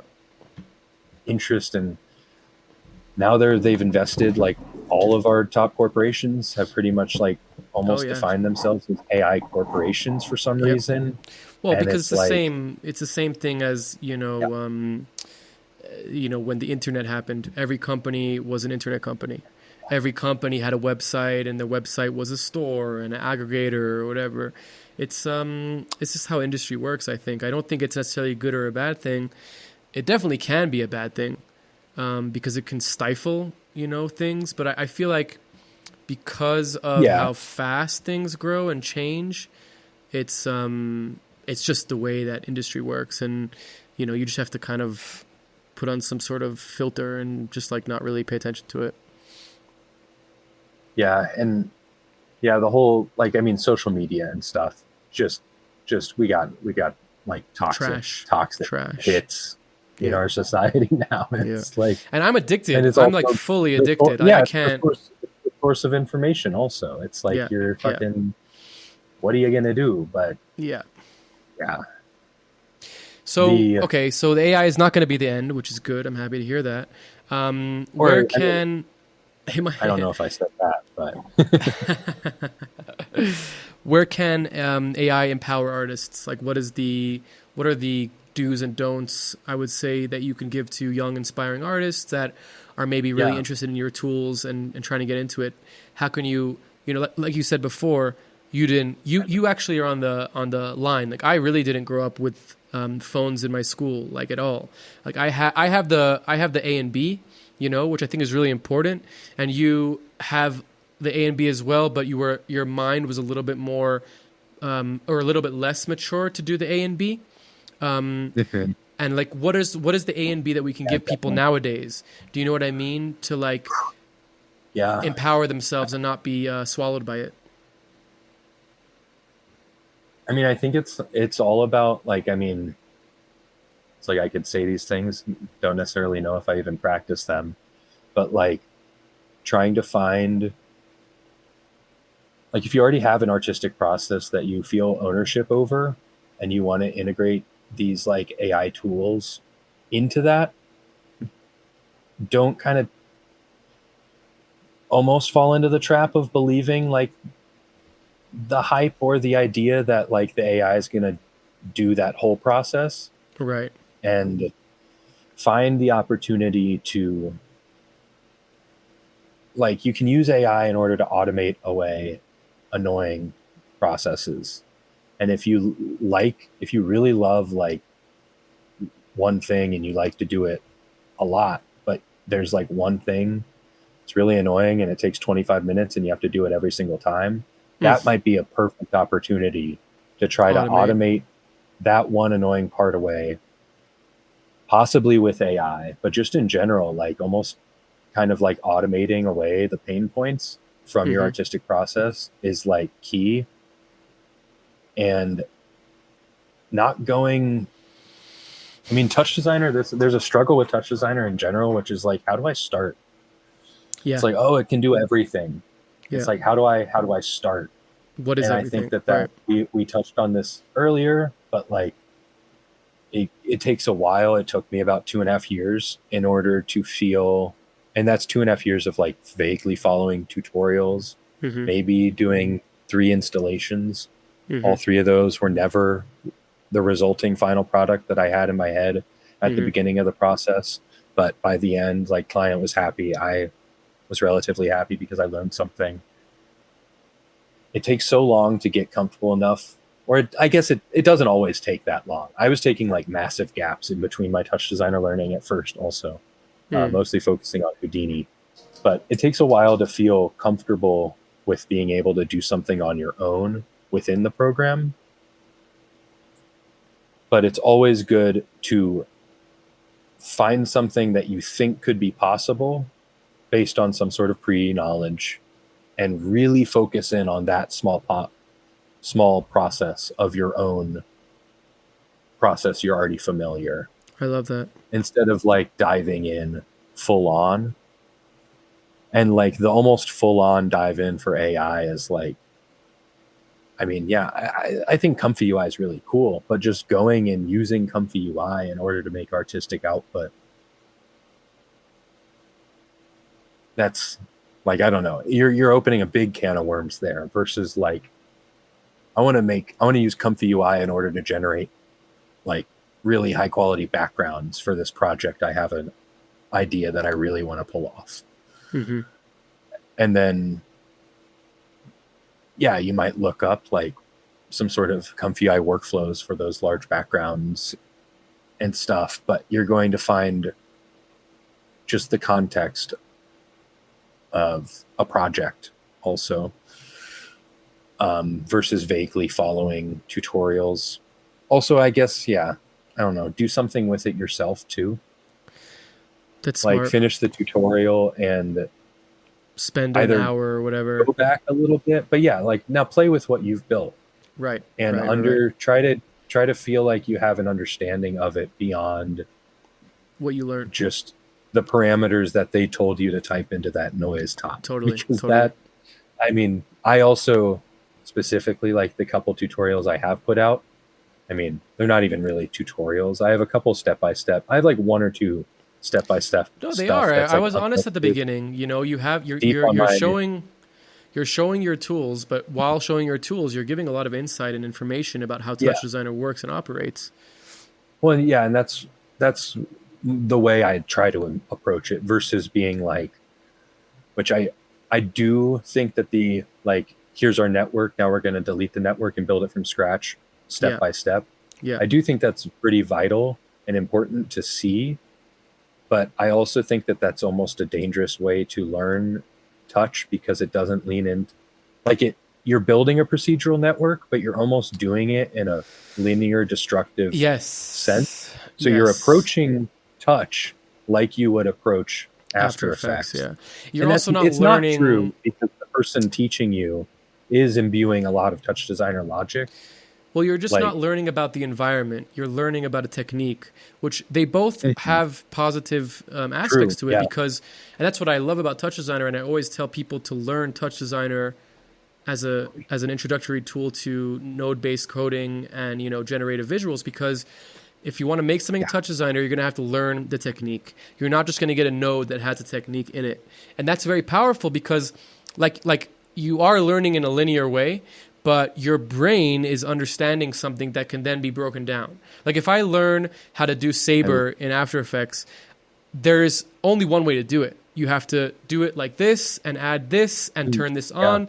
If I learn how to make a Saber in TouchDesigner, there's going to be one way to do it, but now I have an understanding of how Saber works. It's not a great example, but you understand what I'm saying? Like I understand how it works from 0 to 1. So maybe that technique is only usable once, but now I understand the technique and I can go to blueprints in Unreal and I can go to Houdini and I can go to Notch and I can go anywhere and now implement the technique with different nodes. That's very powerful.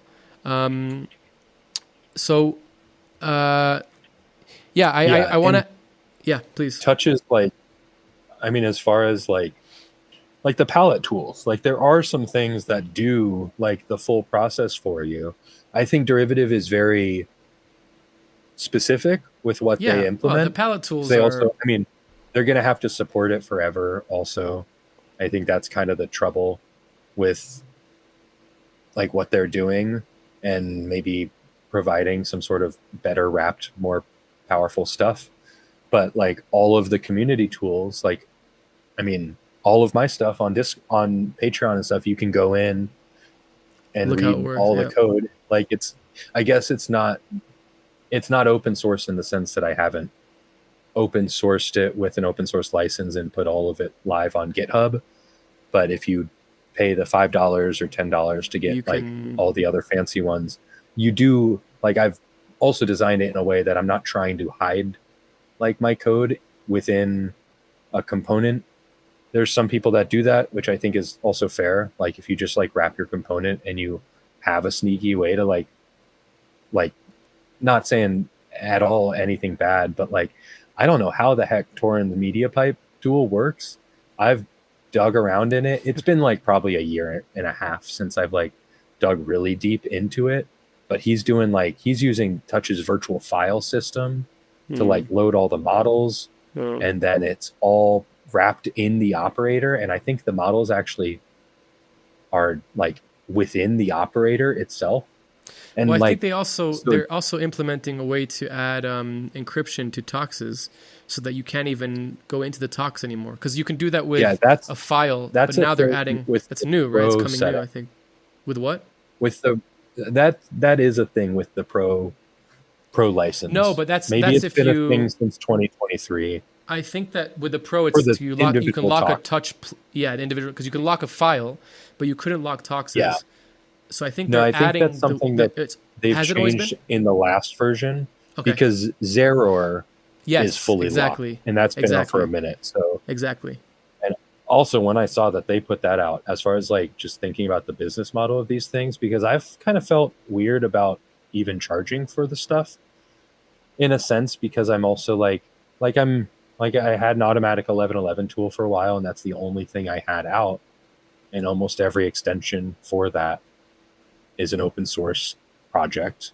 Right. It's all like MIT, so I'm totally in the right to charge for it. But I was like, the culture almost of it like isn't, everything's already free. So I felt weird at a certain point. I don't feel that way now that I have enough out, and I think my quality has increased a lot in the past like year and a half as far as like, and if I was to like fully justify it, I also generally am approaching this like I'm selling access to the tools I'm currently working on. Yes. Versus I'm not really like presenting this as like, the official stable diffusion real-time implementation of TouchDesigner. I think if you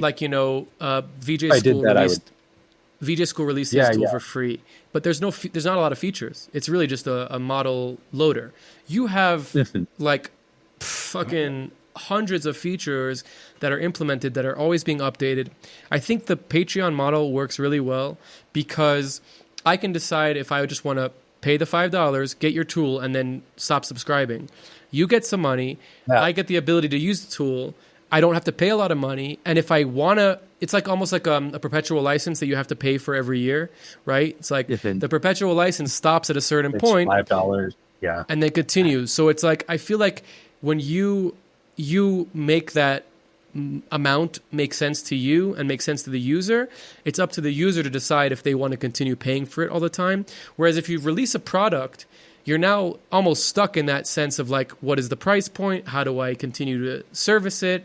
How do I continue to release updates for it?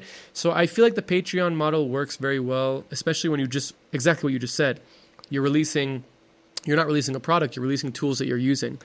So I think that you're on the right path. And, if you ever do decide to productize it, you're just going to have to figure out what is the price point there. And it's not a bad or good thing. It's like people will decide if that thing is worth it or not. You know what I mean? Yeah. And you'll have to, you'll figure that out based on the market.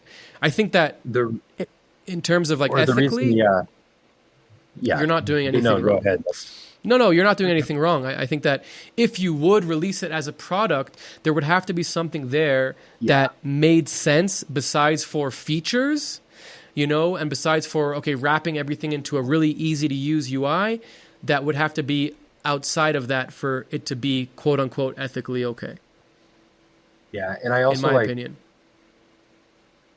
Yeah. And I would almost want to have the StreamDiffusion thing, I've added a good amount of like literal features that aren't anywhere outside of my operator. Like I have the control net implementation. It doesn't have TensorRT, but it's like kind of based on one other guy that has a fork of StreamDiffusion's his control net implementation. But then I had to make it work so that you could update the weight in real time and like have it variably be on and off. So I had to fully like implement the diffuser's control net myself kind of.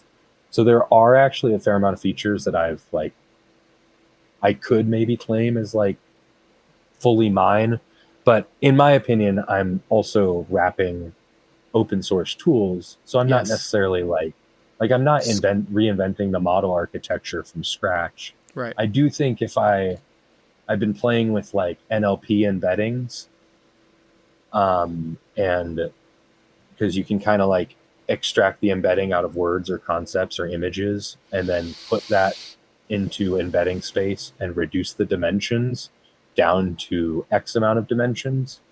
So I've been playing with like point clouds and embedding space, and you can reduce it down to 3 dimensions and actually get like interesting. I can pull up an Imgur little. I honestly don't know what you're talking about. Sorry.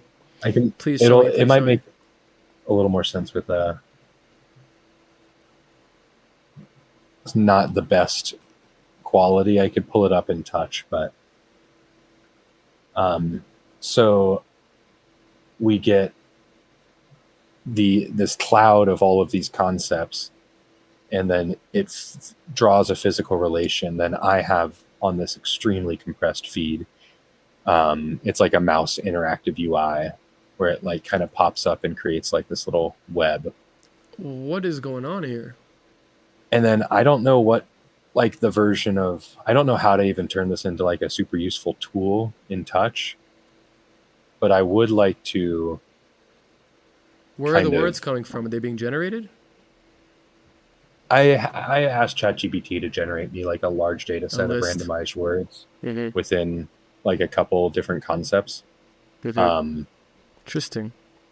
And it's a super lightweight embedding model, and it's not obvious in here, but like down here, there's like baseball, powerlifting, badminton. Like there's a couple of the sports, and then like they're connected. It looks like these are like languages and like cities and stuff, but it graphs the relationship of concepts in space. Super cool. So there's a lot of implications. There's a lot of applications for that.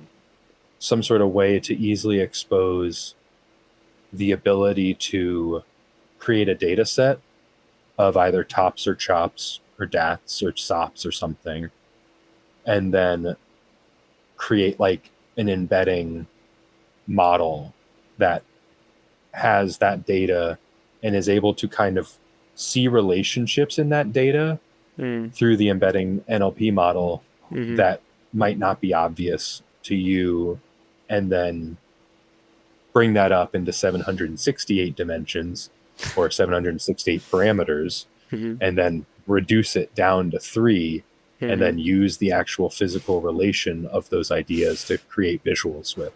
Wow. And like, I don't know what the tool set would be, but like it would take a sense of like almost like a cache that grows.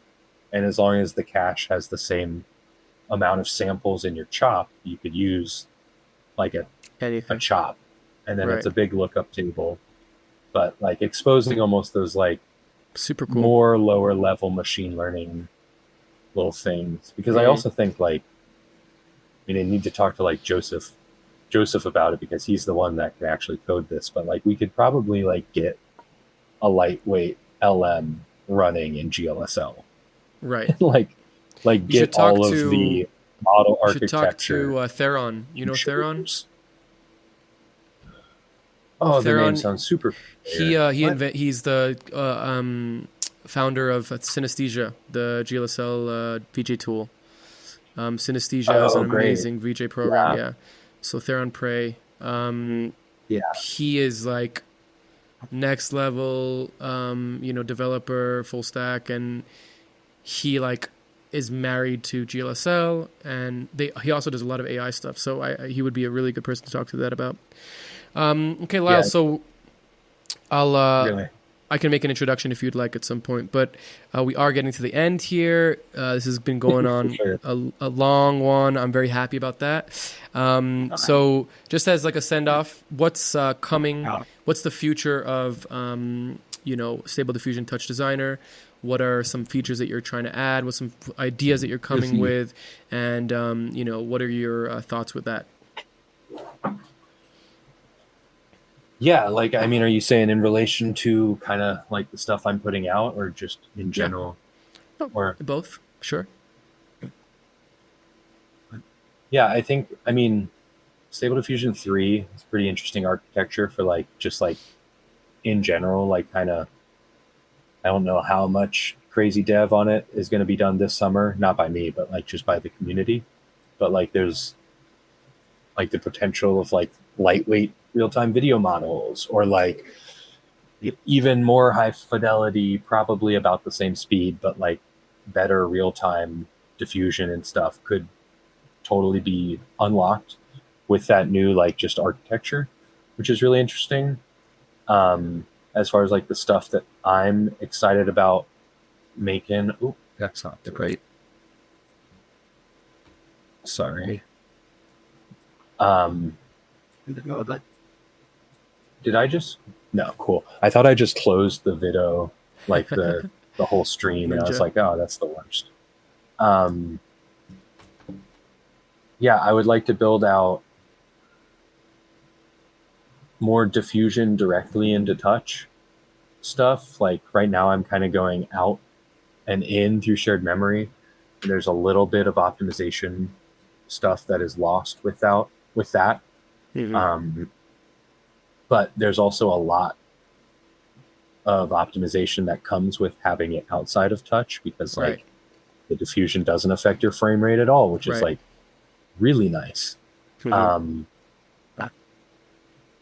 Also, I would love to get IP adapter working, which would allow you to prompt with images. For like over a month and a half now, had the design or the tool design idea in my head that you could basically send images as a cache, and it'll create sequence pars with weights per image. And then you could basically have as many IP adapter images loaded as you would want. Cool. The more numbers, like all of these things, would probably slow the frame rate. But prompting with images is something that's extremely powerful with Animate Diff and just Stable Diffusion in general. And like, yeah, typing text is cool. Like, yeah, prompt engineering is a thing that is the I guess the richest, most or not richest, but it's the most close to the training data input that you can give these models, because from the very beginning they have been trained with image and text pair. So if you are trying to create an image, the text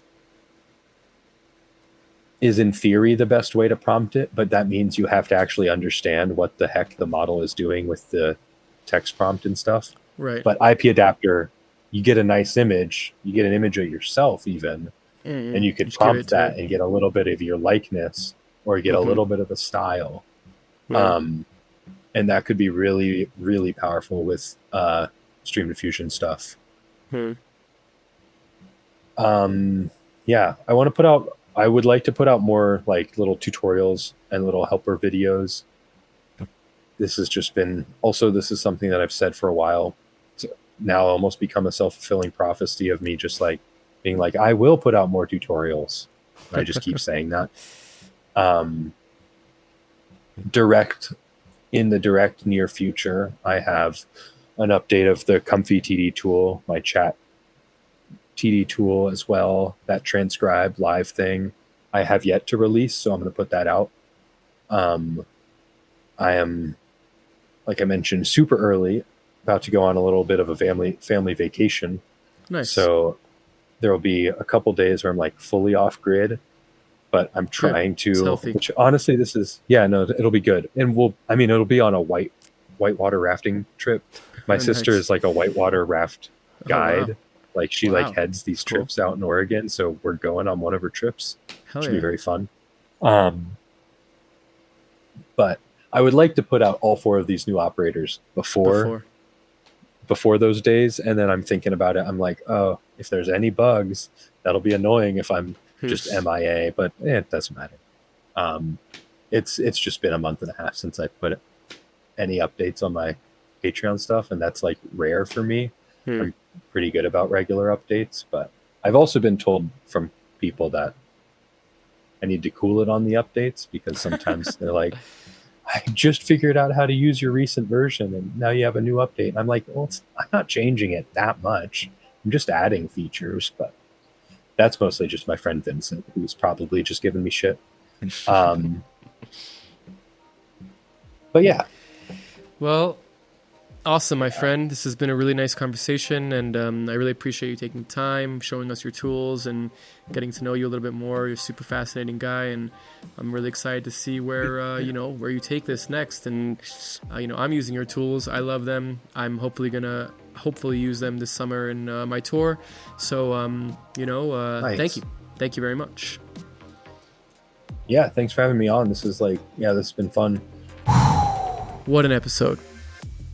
Lyell was such a fun person to talk to, such a smart guy, and such a really innovator and trailblazer in this field of AI and connecting it with an amazing tool like TouchDesigner. Thank you so much to Mantis Smash for the intro and outro music. Next week's guest is a crystal. Don't forget to like and subscribe. Thanks for watching. See you next week.